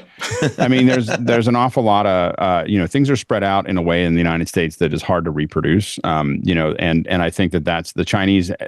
As you centralize economies, they tend to become less stable. Like that Right. just that tends to be the way. And because we've got basically 50 countries that don't really 50 countries inside of one United States that all kind of have their own way of doing things, it does that heterogeneous nature tends to make it more stable. And so I think that the United States has got a lot of problems that it has to deal with, but China's got some $1 trillion problems that are and if they actually decide to be dumb enough to go into Taiwan, all those problems will come to the surface really quickly. And so I think that's going to be, because I don't think Apple can produce anything in China if they invade Taiwan. Like no. That'd be catastrophic for Apple, but it'd be catastrophic for the world too. So but I'm saying that I think that but you're seeing Apple and many other companies slowly trying to get out before that potentially would happen. So they're moving to India, they got Brazil, and some of those have laws that are pushing Indonesia once more. But all of those things are Indonesia, by the way, turned down the $100 million offer. Exactly. They're holding out for more. I think. They want more because they know they got it. They know Apple's got it. They're like, you're going to give me $150 million. You're going to give me $2 million. You know what's cool? Go ahead. Not $100 million. 100 billion. That's cool. Yeah. Well, and the thing is that they're just roll another bill off of that wad that you're holding on to. That's what we want, is one more bill. Actually, the trouble ahead in Brazil, the Brazilian antitrust body, CacheFly, has ruled Apple has to lift restrictions on in-app payments. Yeah. This is yet another country that's saying to Apple, hey, the App Store is not working and you're going to have to change something. I want to take a break because you have an interesting article, Jason Snell. A plan for Apple that's controversial, but I agree 100% with. Nice. I love it. And we will talk about that in just a moment. You're watching or listening or consuming in any other way possible, sipping with a straw at on your Vision Pro. On your Vision Pro at MacBreak Weekly with Jason Snell from sixcolors.com, Andy Anako from WGBH in Boston, and officehours.global maven, Mr. Alex Lindsay. Once again, the only way forward is the Mac, says Jason Snell. I love this idea. I think the model for the way the Mac App Store works and the way you can sideload apps on the Mac works great. How does that work on iOS? Yeah, so I wrote this piece because I just had that moment where I remembered that all the computers that I used to use, I could do whatever I wanted with them. I bought them and then I used them. And I feel like we have gotten kind of beaten down by the App Store model that the only thing you can ever do. You could type in programs from magazines if you were so inclined. And I had that moment where it's like, I understand how we got to the App Store approach, but I do think that what happened is Apple did it for a lot of expedient reasons, and then over time realized that there was a lot of money to be made to exert complete control over a market. And here's the thing. I'm not saying there shouldn't be an App Store, and I'm not saying that Apple shouldn't curate it, because I think there are a lot of people, including Alex, who feel very strongly like, I don't want anything that isn't sort of like doesn't have the boxes checked. And I think that is a strong argument. It's one of the strongest cases for the App Store. However, what I get, I don't like the idea that it stops there, because first off, I think it tempts Apple to behave badly and seek rent for just your presence and tell developers what to do, and that there's a chilling effect where apps don't get developed on iOS, because if you do all that work and Apple doesn't like it, you can't do anything else with it. It's over at that point because there's no alternative. And the funny thing about this, and I hear from people who say, oh, but Jason, you don't understand. The iPhone, it's very important. It's got to be secure, blah, blah, blah. And the thing is, the Mac is old. That's the old school. Forget about it. But here's the thing. Apple invented that App Store market in 2008, 2009. In there, 2010, the adding the App Store and in-app purchases and all that stuff. In 2017, 2018, Apple introduced an entirely new model on the Mac because they wanted to secure the Mac. And on the Mac, the model is you start with the App Store and it's at the center of trust. And then they layered this notarization system on the outside where you have to be a registered developer. You have to sign your app. Apple has to scan it. Apple signs it too. It can't be tampered with after that, which will reduce malware. And there's a broader sense of trust. And that gets you the ability to put your app on the platform without having to pass through Apple's very specific filters that they set up. And then on the outside is all the crazy stuff that doesn't get notarized at all by Apple, and you have to jump through some hoops to launch it. But you can launch it. I have, Would you allow that on the iPhone? Would I? Yeah, I think this is what I'm saying is I think you should ultimately be able to do whatever you want with your $1,000 plus computer that you bought that can run arbitrary software from arbitrary groups, third-party developers and all that. I think you should ultimately be able to run anything. I don't have a problem with Apple putting up barriers because I know that a lot of social engineering goes on by people who are doing malware to get people to turn off all of those restrictions, which is why Apple has added more of them. But it's a beautiful system that allows... It's a little nanny, isn't it? I think so, and I think they do it too much. But what I will say is I also understand the counter argument, which is people get you on the phone and you think that they're an authority and they talk you through clicking on things and then the malware is installed. I've had people in my family that this has happened to. So I get why they want to put up a lot. I do think it's a little too much and that they've taken away some of the steps for expert users. But as a whole, more recently than the App Store, Apple invented a system that allows some user choice, allows developers to not only do what Apple says. And if your administrator or you as the person who owns your device don't want to do that, you don't have to. And what you're seeing in Europe and other places like that is Apple is already kind of like stealing from this system in order to create things like notarization for iOS apps under the DMA in Europe. They're doing it in a little bit different way, but it's a very similar kind of thing. And I just wanted to put it down there that if I'm thinking about the future of our computing devices going into the rest of the 21st century, I don't like the idea that when you buy a computing device, the maker of it can basically say, look, there's software we don't want, and all the developers who write software for our platforms really work for us, and we tell them what to do, and if they don't like it, they don't have a product. And there's no way out for anybody. I think that there's already a better model that allows that level of security and safety and then lets you gradually step out of it. And guess who built that model? Apple built that model. It's an Apple designed and built model. They built it for the Mac because they had to or because they really wanted to. And it's a good system. And I would much rather live in a world where we had the right to step outside and developers had the right to step outside a curated store and where Apple had to compete with other platforms and other developers on its platform, rather than Apple sort of taking a thing that was built for expediency's sake, which is the App Store, and turning it into what it is, which is, it's about power and control and not competing so that you can maximize your revenue. And I don't want to live in that world. And I think it's really unfortunate that people think, there are a lot of people who think, well, but Apple can't do that. It's too complicated. And this is my argument. Could do it. Apple did it. They did it on the Mac. They already did it. They did that after they invented the App Store. This is Apple's most recent attempt to come up with a gradual system of security for software running on arbitrary devices. So in the long run, I think it's the right answer. I think a graduated set of these concentric circles of trust are a better approach that we could all use on all of our devices. Yes. So I hope it happens eventually. It won't happen until Apple is pushed into it. They'll be forced to by governments to do it. So why doesn't Apple do it now? Well, I had somebody ask me, well, like, why doesn't Apple want to compete? Isn't it doesn't have a lot of good self-esteem? And I think it does. but here's the thing. It's not a self-esteem issue, friends. Right. It's like a profit issue. I'm a college football team. I'm a blue chip. I'm Michigan. And I'm paying $1 million for Appalachian State to come play because I'm going to sell a lot of tickets and it's an easy win. And then App State beats me. It doesn't happen a lot, but it happens. It happened to Michigan. It happens. You know what's better than weak competition is no competition. What's better than advantaged competition where you're the platform owner, you know where the platform is going, you have all these advantages. Most people are going to want to still use your baked-in app store, all of these things. That's good. But what's better is everybody has to do what you say and there's no competition, right? That's better. And so unless forced, why would you even risk it? And I think that's what's behind all of it. And Apple has a good argument, which they will use, which is security. But the real truth is, it's money. And the notarization system is an added level of security and trust.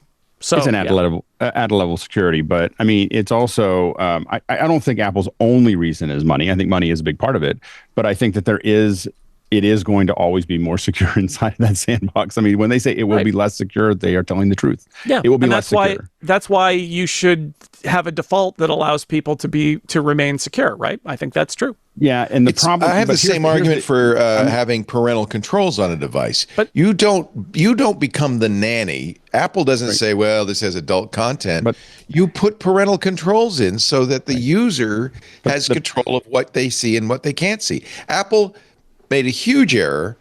It probably was good for profits, but it was a terrible tactical error to decide to lock this thing down. And again, as what I will say is that as a user, I don't want to be forced to buy your app outside of the App Store. So that's the other side. Then don't buy it. No one's forcing you to do anything. So if Netflix moves their app, if an app that I've been using, you don't use it. I know. Okay, so the point is as Apple users, there's a lower level of satisfaction for an Apple user. Because but there are apps you cannot use because Apple says no. And Alex, I really disagree with that point because if I'm going to Netflix's website and they have a link that just downloads the Netflix app, like I would do on a Mac, and it's notarized, approved by Apple in all of those ways, it's just not in the App Store. Yeah, but I don't want to deal with Netflix. Like, the thing is that I don't want to deal with their stupid membership stuff. I don't want to deal with emails. You want to watch Netflix, but not deal with Netflix? I'm happy to pay them. The thing is I'm happy. You want the Mac to be that locked down too? I mean, the reason that I still shouldn't the Mac be equally secure, Alex? No, I think that it's too late for that. I mean, it's too but the thing is, well, let's say you could. Let's say in the perfect world you could. Would you lock the Mac down that way too? Down. Because the thing is that I believe that the Apple TV, there was a goal to have apps on the Apple TV. That has been a complete disaster because they left it open that, you can sign up any way you want because they had to deal with all these cable networks. And so they left the whole thing open, and you open it up and there's some janky, weird idiot's idea of how to log into an app. So here's the thing, Alex, I know you bring this up every time we talk about this, which is you don't like all the different logins. And I think that I hate them. We're right. But this is where I care about time. So this is what I'm not saying. What I'm saying is Apple providing an easy login system and letting and having different companies opt out of it. Again, I get what you're saying there, and that's potentially junky, but that's also competition. And they're all idiots. I get it. I mean, every login other than Apple's is idiotic. Like you open it up and you're like, you people are dumb. You're like, why are we doing this? Yep. Why if you live in a world where Apple does it right, everybody else does it wrong. Got it. If you live in a world where only Apple does it right, of course you want Apple to lock everything down. And all this but weird I stuff live in a world do. where I want choice on my $1,000 device. Yeah. Then buy an Android. I don't think that's a reasonable world. I don't think Apple's the only one that can do things right. I think you're right. And if you want all that choice, there's a whole platform that lets you do it any way you want called Android. Yeah. And the thing is that's a love it or leave it argument. That's a BS argument. I think 90% to 95% of the users, we are in this tiny percentage that is talking about choice. And I think 90 to 95% of the users, of the people who buy an iPhone, they just want it to work. They don't care. That is the effect of it being a closed platform. What's the percentage of Mac users that only ever use something from the Mac App Store? It's probably 70% or 75%. It's probably very large, but it's not 90 or 95% because iPhone users are using a completely closed platform. They don't know any better. But I don't think they care. We don't see people other than the 1% are like, hey, we got to swing this flag. How could they care? But the thing is that they got a bunch of apps. It just works. I think that it will. I think when they'll care is when when they care because they've had this is when a big company like Facebook or Netflix or Disney takes their app out of the App Store, and now they have to deal with their idiotic logins and rules and hard to subscribe and everything. Then people will be really mad. They're going to be really mad that that you took that away from them. But if you're Disney or Netflix, you know that, and that's part of your competition and your risk that you have to choose whether it's worth it for you. It's really hard to put that cat back in the bag, and 90% of the population will want to put the cat back in the bag. They'll just be like, hey, this was not a good idea. And that's people Netflix's have ruined problem stuff all the time this way. My question is when they get upset about that, Are they going to be upset with Netflix, or are they going to be upset properly with Apple for creating a circumstance in which that is simply the only sane business decision to make? We are already stuck in an insane situation in which I can open the Kindle app or any other kind of digital content app, and I have to leave the app and go to the web to buy a book.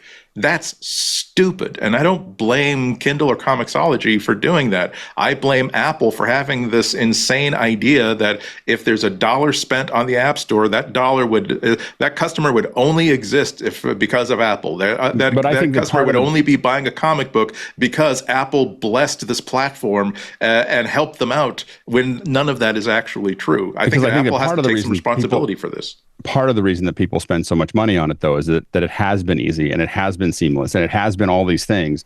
And I think that the average user that's out there, I buy it, it's going to work. I don't have to, there's a bunch of things I don't have to worry about in that environment. And I think that ease of use, that ease of purchase, has made billions and billions of dollars for Apple and for a lot of developers. I think it does make sense when you're providing, and I think that if developers want to do this, they should have to, when they get outside of that, they can pay for those downloads. But for a small user, for a small developer, being able to have the access, and I have been a small developer, the 15% is not a bad deal when you're talking about being able to be downloaded, it being able to be secured, it being able to be updated. Like, there's a bunch of tools there that are available that are for people who want that, you don't. Jason's proposal doesn't. What happens is it just makes it messy. Apple just has to compete, or it doesn't. I mean, that's the thing. That 15% becomes a value choice. Where I would actually argue that if you're on, I know a bunch of indie app developers, and I would say that most of them say that if they had the option of using something other than Apple's in-app purchase system that would save them a little money, they'd still use Apple's in-app purchase system because it's so convenient, and that's the home field advantage. I do think that if you're Netflix, you might try it, but you might end up saying, oh yeah, actually it's really hurting our uptake on iOS. We need to change this and maybe offer that as an option. And that's a business decision that they could have the option of making, but right now they can't, because the rules are so specific, and they can't link out, or they can link out to one website. I mean, it's so very specific at this point. The real issue at this point is lack of competition. It's really a duopoly. It's Apple or Android. Android basically does it similarly with a little bit of a loophole in the back end. It would be it's not going to happen. It sure would be nice if there were 3 or 4 different phone platforms to choose from. Then somebody could go the way Apple could go, and if there was some competition, Apple might even consider it, but there isn't. And Apple's got a credible story. Oh, it's for security, and so they're never going to change. Yeah, it's definitely not a coincidence that the one thing that every government regulator across the globe is hammering Apple for is how they run the App Store. Like the UK is looking at how the fairness of the Safari browser, because one of the complaints is that the Safari browser doesn't support progressive web apps as well as other browsers, which makes it difficult for an app developer to create a progressive web app that can be used through the Safari browser outside the App Store that could potentially, who knows, provide a better user experience for the end user, and Apple is now going to be taken to task to explain why Safari is not a great platform for running progressive web apps, when Steve Jobs himself said that, hey, look, if you don't want to run through the App Store, do it through the web, because we've got a really nice sophisticated browser that supports all modern technologies. It means that this house is a mess, and they have to address it. And the only ways that they ever address these problems, like the only times when independent developers start getting to spend 15% or 0% on sales of their apps instead of 30% across the board, is when people start applying pressure to them, saying that, why are you getting 30% off of someone who's selling 110 copies of a certain app every quarter and earning like maybe $500? Like, why? That's a huge amount of money for someone who's the kitchen table developer of this app.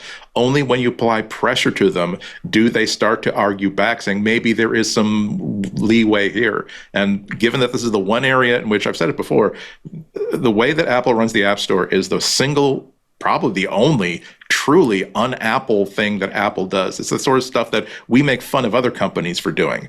Okay, there is no justification for it. They can have excuses for it, but they don't adequately explain what those the facts behind those excuses. And I just want to see them continue to feel pressure about how they run the App Store, because it's just nuts. Remember that the developers are also their customers, not just the people who are buying apps, but the developers who contribute to the App Store, who are paying money to be on that App Store, are also customers too, and they deserve to be treated just as well as all other Apple customers. Well, you said it very well, Jason, in the article. Once again, the only way forward is the Mac. It's at macworld.com. I felt this way for a long time. I don't think anything's going to change unless the EU or Brazil or somebody makes some change. I just wanted to point out the reason that this came to mind and why I wanted to write about it. It was very much that I appreciate how the Mac provides that level of security, lets you choose, and I think gives you an outlet. I use the App Store on the Mac almost all the time because of the updates and everything. It's just a great way to go. The chilling effect. It's nice to have a choice. Apple has so many advantages. The chilling effect of having a platform that, if you don't do what Apple wants you to do, your product can't exist, has led, it's very hard to see opportunity costs sometimes, but it has led developers to not develop software that might have been great because they can't take the risk. And it has led to a position where it's like the golden handcuffs a little bit, where if you're a developer of Apple software and your expertise is in Apple's platforms, and Apple decides that whatever you're doing is something it doesn't like, you have very little recourse other than running to the press and hoping that some press coverage will change Apple's ruling, because there's nowhere else to go on iOS and iPadOS. If they don't like what you're doing, you either have to change or you have to disappear, and your business disappears with it. And that's, again, I just, how do we get here? I know the technical reasons why, and I know the reasons why Apple does it, but I find it unpleasant, and I feel like the Mac's approach is better because it offers people a variety of choice. So I hope that one day, the good news here is, as Apple has gotten pressured by regulators in various places, especially the EU, guess what they do? Guess what they do? They have built their fallback system. Right. They already have it. Notarization is already sitting there. Yeah. This is, if Apple is forced to completely open up their platform in a region, in a market, wherever, we know what it's going to look like. I just want Emacs on the iPhone. I don't think it's a lot to ask. Well, the moment that this would happen, you would get Parallels and VMware and who knows who else running emulators that would let you run Windows and Mac OS on an iPad too. So yeah. Maybe that's why they're not doing it. You also had a great article, and I hope to influence you on this. You have, like I did, a Mac Studio M1 Max. And you're looking, as I did with lust, at the Mac Mini, especially at the benchmarks. And I compared my M1 Mac Studio to those M4 Pros. And, actually, the story is that, yes, it's like twice as fast at CPU or something. It's ridiculous. But at GPUs, because there's so many GPUs in a Max chip, it is actually only like a 7% boost, which made me realize I probably don't want to buy a high-end Mac Mini, because if I'm going to buy a new computer for the first time in 3 years or whatever, the laptop. I should expect more than a 7% GPU boost, right? I should, that is pretty, the CPU boosts are great, but I do a lot of stuff that uses the GPUs too, which means, yes, I fall into yet another conundrum, especially since I'm often using two different rooms in my house in the winter to do my work, which is, I had a couple of very evil friends of mine say, well, what you should do is just go ahead and buy the MacBook Pro as an M4 Max, and then just take it between the rooms, and you don't have to worry about your files syncing anymore. I was like, I did not need to hear that. You're not helping, even though if I am really working in a couple different locations on a regular basis, it does stink to have to sync your files and stuff back and forth. It's totally true. Even now with all the cloud stuff. I use SyncThing. It works perfectly well. I have an M2 MacBook Air is the one I carry around. I replaced the M1 Mac Studio with the Mac Mini high-end. Couldn't be happier. Love it. It's a beautiful thing. It's cute. It's elegant. I don't know if it's faster. I can't tell. But Come on in. The water's very nice. know. So I'm giving the laptop thing at least a thought, because I used to be a laptop only person who docked it, but that was in the Intel days, and Apple's the laptop experience back then was really not very good. Things would not sleep.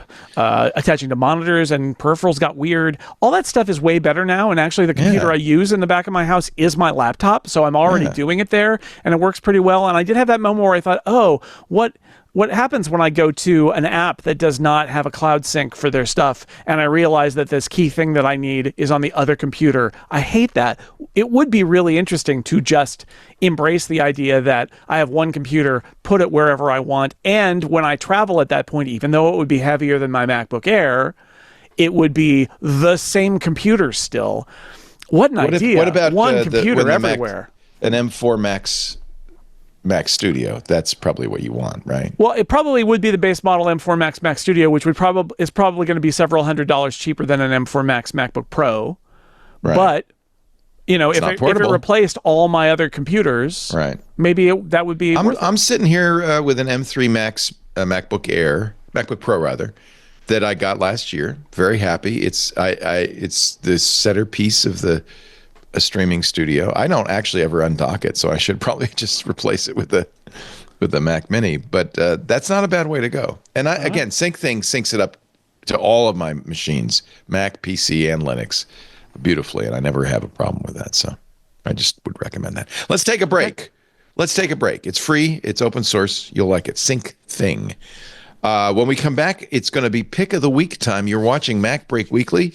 Andy Anako, Alex Lindsay, Jason Snell, and moi. Stay tuned. If you're hearing a terrible ad next, you should join the club so you don't hear any ads. I shouldn't say that, should I? I thought that was a little over. Sniff that one right out. I shouldn't admit that. If you're super excited to get to the picks and don't want to wait even for a wonderful advertiser that supports the show. That advertiser will be crying themselves to sleep and not a huge pillar. Well, I don't care. We didn't sell that ad anyway. That's that's Libsyn up bad. Hey, guess what? Everybody? Thursday is Thanksgiving Day in the United States of America. Okay, yeah, Canadians, baby. I know you already had yours, but we got ours coming. You know how I avoided the whole family issue because there's 3 different families. It could be a nightmare. Actually, 4, and then there's my mom in Rhode Island. Lisa and I are going to go out to eat. There's a hotel in Sonoma, has a lovely Thanksgiving. We've been there before. They've got a caviar bar, a cheese bar. They've got turkey, but they also have prime rib. We're going there. Solved. Problem solved. However, Jason Snell, you are going to be cooking. I am. And also, this is going to be great because you're going to see me and Alex at opposing views again in our turkey picks. I'm going to do a roast turkey this year with a wet brine.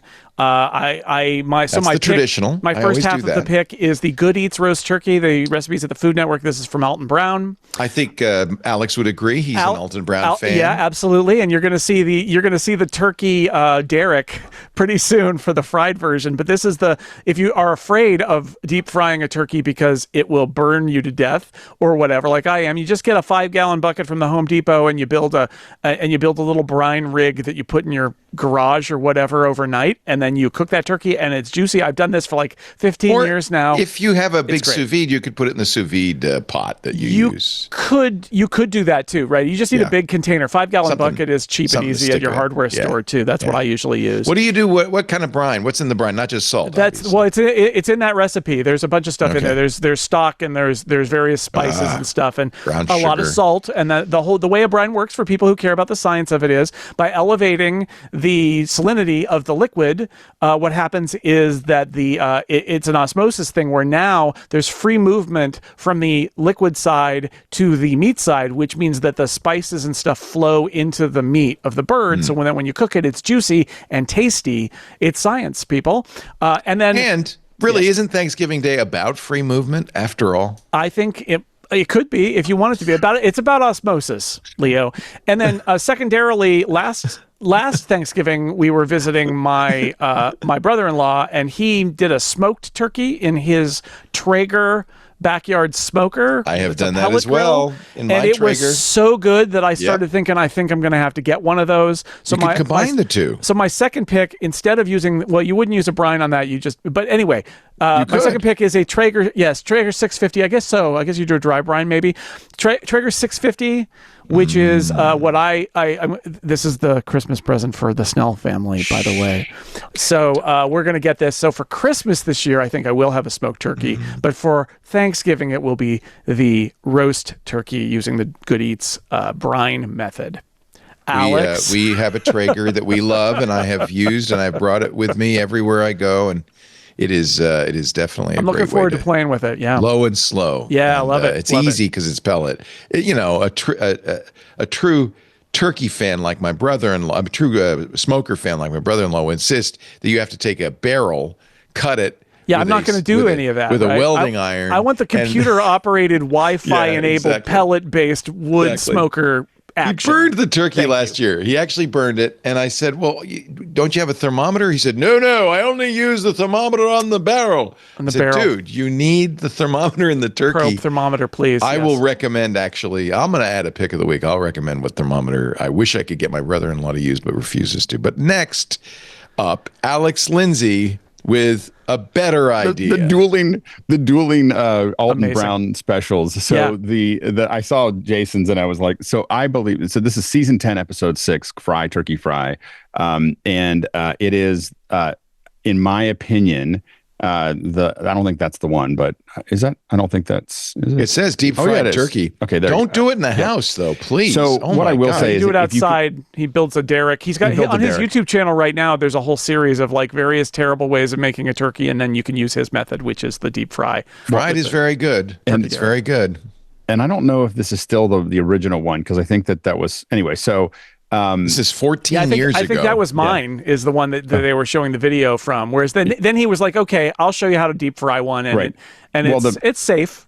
The fried turkey fry one that I think that is it's the Thanksgiving turkey fry that he showed, in my opinion, is one of the best training videos ever made. Like it's up there very close to Connections. It's funny. I think I went back and forth with Alton Brown one time on Twitter and talking about how close Good Eats was to Connections, and he said, oh, I just watched a lot of Connections and thought about it. Like, it was definitely not by accident, but that one episode, when I think about how I want to build training, I think about that episode. It's just so well done. I have found the video. Here's the video from Alton Brown. Here's the derrick deep frying the turkey. He's dropping it in the turkey. No. And then, oh my God, it's caught. He has you construct a derrick with a ladder. But that's part of that episode. That one's part of that episode. And he goes, I have 2 words for you. Don't do this. Burn unit. So he's talking about not using water, being second careful degree, with water. folks. Yeah, this is that video is the build up towards how to build the turkey derrick. And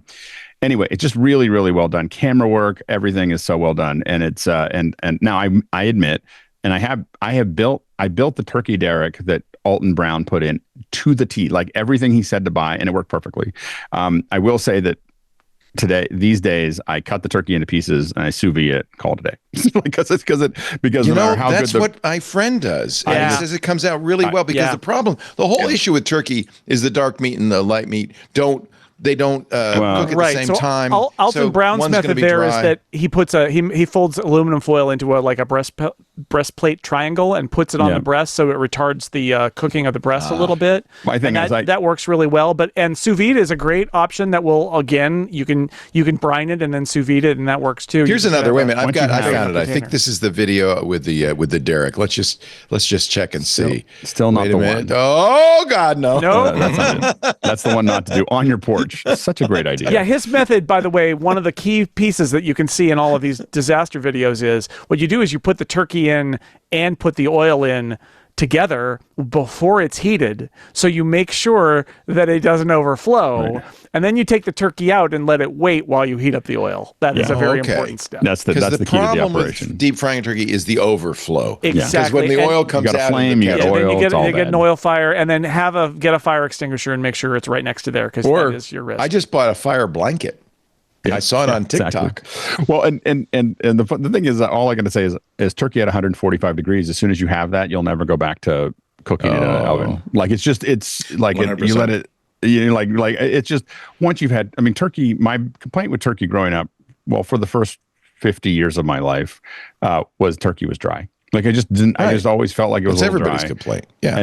And once you sous vide a turkey at 100, like I just cut it up into pieces, put them in different bags. Now I have a bunch of sous vide. So I have like perfect. 4 of them sitting there. And you do it to 145. Is that your sous vide 145 degrees? Because remember, 165 is a peak.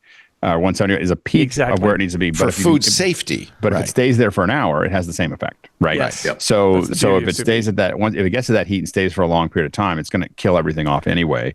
But the meat, and if you go below 145, it's still, I think, safe until 137, but it doesn't change color. But what that weirds everybody out? That's I think 145 tastes the best. I mean, I think that it's so It's good. also a texture issue. I know this with chicken. Okay. Because we are used to chicken being kind of a little stringy. So the issue that I have, that's a little higher temperature for the sous vide. What I tend to do is go, and now with the turkey, I go a little longer to like 90 minutes on it. On chicken, I do an hour. Now, if you leave it, the problem with sous vide in general is if you leave it in too long, it just continues to denature it falls apart. And so it just comes. I once forgot. I had my first sous vide didn't make any noise. It was just a box. Don't forget the sous vide. I left for Europe and came back, and my steak. Leaving it on. It just sat there. And, Did you try it? I came back 2 weeks later. It was liquid. Like the whole bouillon. Steak. Yeah, it's just bouillon. It's all that's left there after all of that. Guys, let's do a cooking show. Can we like our Christmas episode? Let's do a cooking show. Doc Rock's in our Discord. He says. Stuffing is the key. It tastes the best. I'm going to give you one more thing to make your turkey day better. I thought when I bought this is the most expensive thermometer I've ever bought. I'm probably a nut. Again, an Instagram purchase. It's the Combustion. This was my pick like a couple months ago. Yeah. Well, let me awesome. throw it back in the pot because this is, and they have a second generation out. The idea is it has eight sensors, so it doesn't just measure one temperature. It tells you the temperature for all the way from the outside to all the way to the inside and figures out based on the coldest temperature when it's going to be done. It predicts when it'll be done, and it does a fantastic job. You still like your Combustion? Yeah, mine met its demise on my grill. The new version has a higher temperature max. Yes. And that's good. 900 degree max. Yeah, you don't want to melt it. Because it goes to a high temperature like in an oven, but when you're on a grill and there's flames coming up, it got very angry with me. So, yeah, they replaced it. It was nice of them. All right. It is $200. Highly, actually, if you don't need the display because you can use your phone. So get the $150 version. And just remember to keep it charged because the worst thing, which happened to me last time I did a brisket, is if it's dead and then you can't use it. Then you can't use it. Then you're in trouble. All right. Andy Ihnatko is not going to do a cooking tip. Yeah, well, unless you are. I want to be part of the fun, so I will add 2 other things about sous vide that make it a star, particularly on Thanksgiving. Yes, it's true that if you leave it in the sous vide for upwards of 5 days, you're not going to be happy with the texture of the resulting product. But the great thing about it is that you can't, because the bath is being held at that 142, 145 degrees, you can't overcook it. It's not possible. So that means that whereas historically, you're really running like a maniac inside the kitchen, knowing that I don't know when the turkey is going to be ready, but that's when we need to have everything else ready and sit down to eat. You can actually plan ahead. There's at least an hour or 2 of latitude, so that so long as as soon as the turkey is just deemed to be done, which is probably about an hour, that usually means great. So now I've got 1 hour to prepare all the sides that need to be done immediately. And you can get everything hot and perfect on the table at the same time, including, again, perfectly juicy, perfectly seasoned turkey. And the other part about it is that oven space is always at a premium. Stovetop space is always at a premium. This is so long as you've got some place inside the house that can support a bucket and has access to an outlet, you can sous vide all of your turkey inside your office. And basically, you've got the rest of your oven completely unoccupied, all your burners completely unoccupied. Again, try it once in a non-combat situation, with a chicken, and do it in February or March or April, just to prove to yourself how well it works, and then you'll be a convert forever. Okay, but my pick of the week, I intend proudly to set a record for the most number of Alexes for a pick of the week. Coming in at 1,714 Alex's, it's Judy Garland's Ruby Slippers. Screen matched to the actual Wizard of Oz. But the current bidding is up at you have to beat the current bid. You need to get up $1.2 million. The auction still has a couple of weeks to go, so you can expect to go up from there. The Ruby Slippers are a vintage pair of Innis Shoe Company red silk fall heels with uppers and heels covered with hand sequined silk georgette, lined in white leather, and the leather soles are painted red. How do we know these are the actual rubies? Weren't there many Ruby Slippers? There were several. Actually, there's a really interesting book about how the Ruby Slippers were recovered back when in the early 70s, like 1970, when MGM was selling off its backlot. They prepared this huge auction of all of their costumes, all of their props, and they just wanted to empty out everything.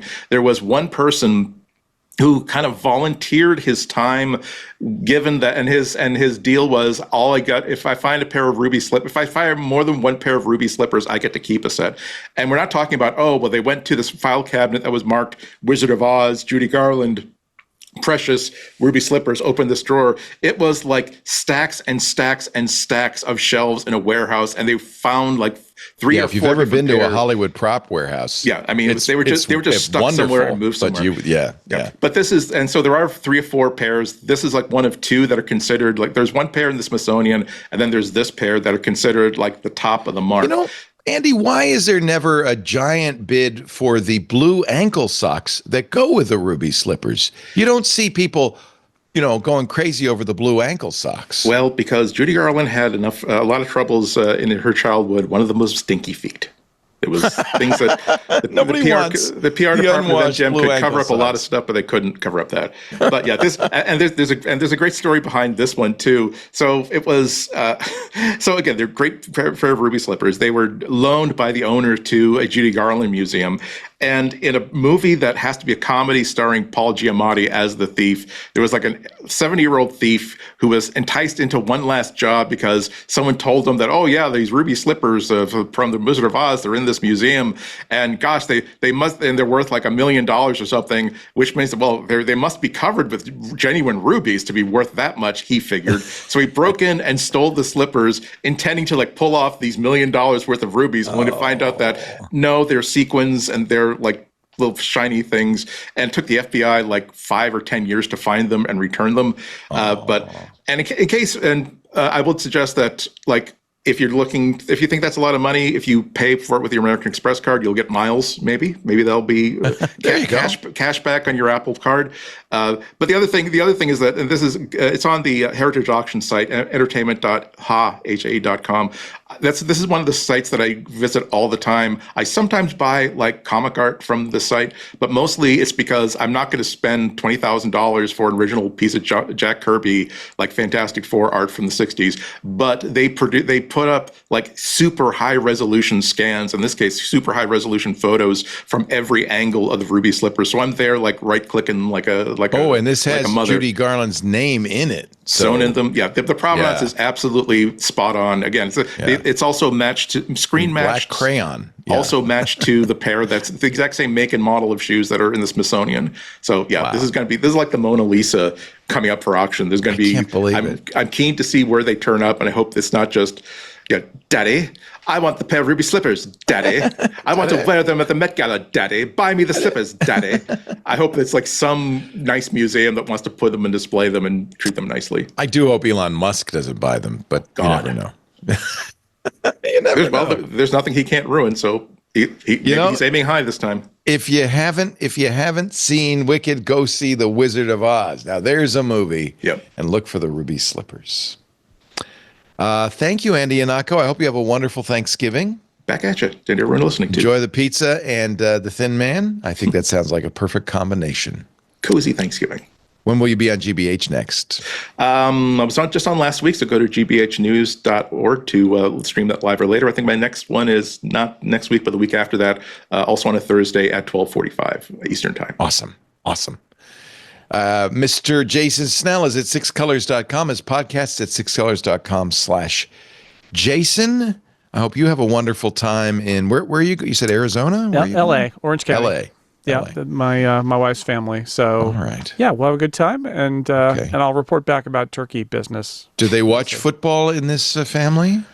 When I started going there 30 years ago, they were basically a non-sports household, and I was the one sports intruder. But my brother-in-law turned out to be a sports person, and his wife is a sports person, and I converted my wife into be a sports person. And my in-laws they're out of luck. Where the football will be on. Yes, it's a glorious day for football. It is. Get your turducken and your touring bus and enjoy it with the TV. All Madden all the time.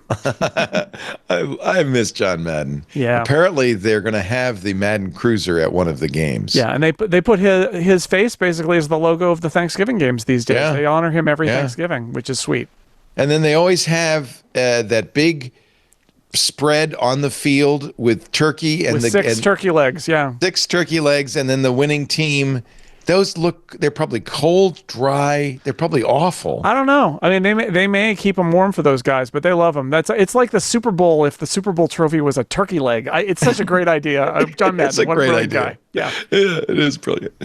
Mr. Alex Lindsay, officehours.global. What you talking about these days? I mean, mostly we're answering people's questions, and so that's our primary focus right now. We're doing a lot of. If you watch it, you're going to see, a lot of changes. Things. Yesterday was. Nuclear color as we tested a certain format for if you're watching it in SDR. In HDR it looks amazing. In SDR it looks a little bright. So and you're going to see us constantly experimenting with that. So we're testing new encoders, we're testing a bunch of other things, but the bottom line is what we do every day is we're answering people's questions. We get questions every day about whatever someone's working on today, and we're answering those questions for that day. And so we get through about 25 questions a day. It's a wide range of what people are working on in audio and video. So we're doing that every morning. We're sticking to that right now because we're making so many changes to the back end at the moment. We're pushing a lot of envelopes. There's a lot of engineering teams watching what we're doing because of, for a variety of companies, because we're kind of going at a level 4K, 60 HDR, 5.1. How far can we push this and really understand, how to make it work? So that's what we're doing every day right now. Officehours.global. You can watch every morning or watch on YouTube after the fact. And graymatter.show, the Michael Krasny program that you produce, always. That's great conversations. If you haven't heard Gray Matter, there's just so many great conversations that are going on. Just go to the website, graymatter.show, and look at the number of people. I think everybody on this panel has been on Gray Matter, but lots of other folks as well from a very, very wide range of expertise. So definitely check it out. Krasny's quite the legend and has a very extensive Rolodex. So you get to see some really interesting people. Well, and I think that one of the reasons that so many people come on is they've all been on, and he just has a unique way of interviewing folks that really, we get to the end and so many times people walk out and go, wow, that was a great interview. Like that was a great conversation, that we had. So. Yep. Thank you, Alex. Thank you, Andy. Thank you, Jason. Thanks to all of you for joining us. MacBreak Weekly records Tuesdays, 11 a.m. Pacific, 2 p.m. Eastern, 1900 UTC. So you can watch us live, as I mentioned, on those 8 different streams, including YouTube. But after the fact, you can always get a copy of the show at our website, twit.tv/mbw. There is a link at that page to our YouTube channel. You can watch there, but it's even better for, I think, clipping and sharing little bits and pieces. If you, for instance, have a family member who's debating how to cook the turkey on Thursday, you could just clip that little segment and send it off to them. And of course, the best way to get it, subscribe in your favorite podcast client, whether it's Apple Podcasts, Overcast, Pocket Casts, just Spotify. We're everywhere. Subscribe to MacBreak Weekly, and that way you will not miss an episode. Thanks to John Ashley, our producer and editor and technical director, for putting the show together this week. I hope you all have a wonderful, if you're celebrating, a wonderful Thanksgiving Day. And I guess that means Black Friday and Cyber Monday, too, between now and the next episode. So good luck shopping and hunting for great deals. And we will see you next Tuesday on MacBreak Weekly. Now, I'm sorry to say, it is my sad but solemn duty to tell you, get back to work. Break time is over. Bye-bye.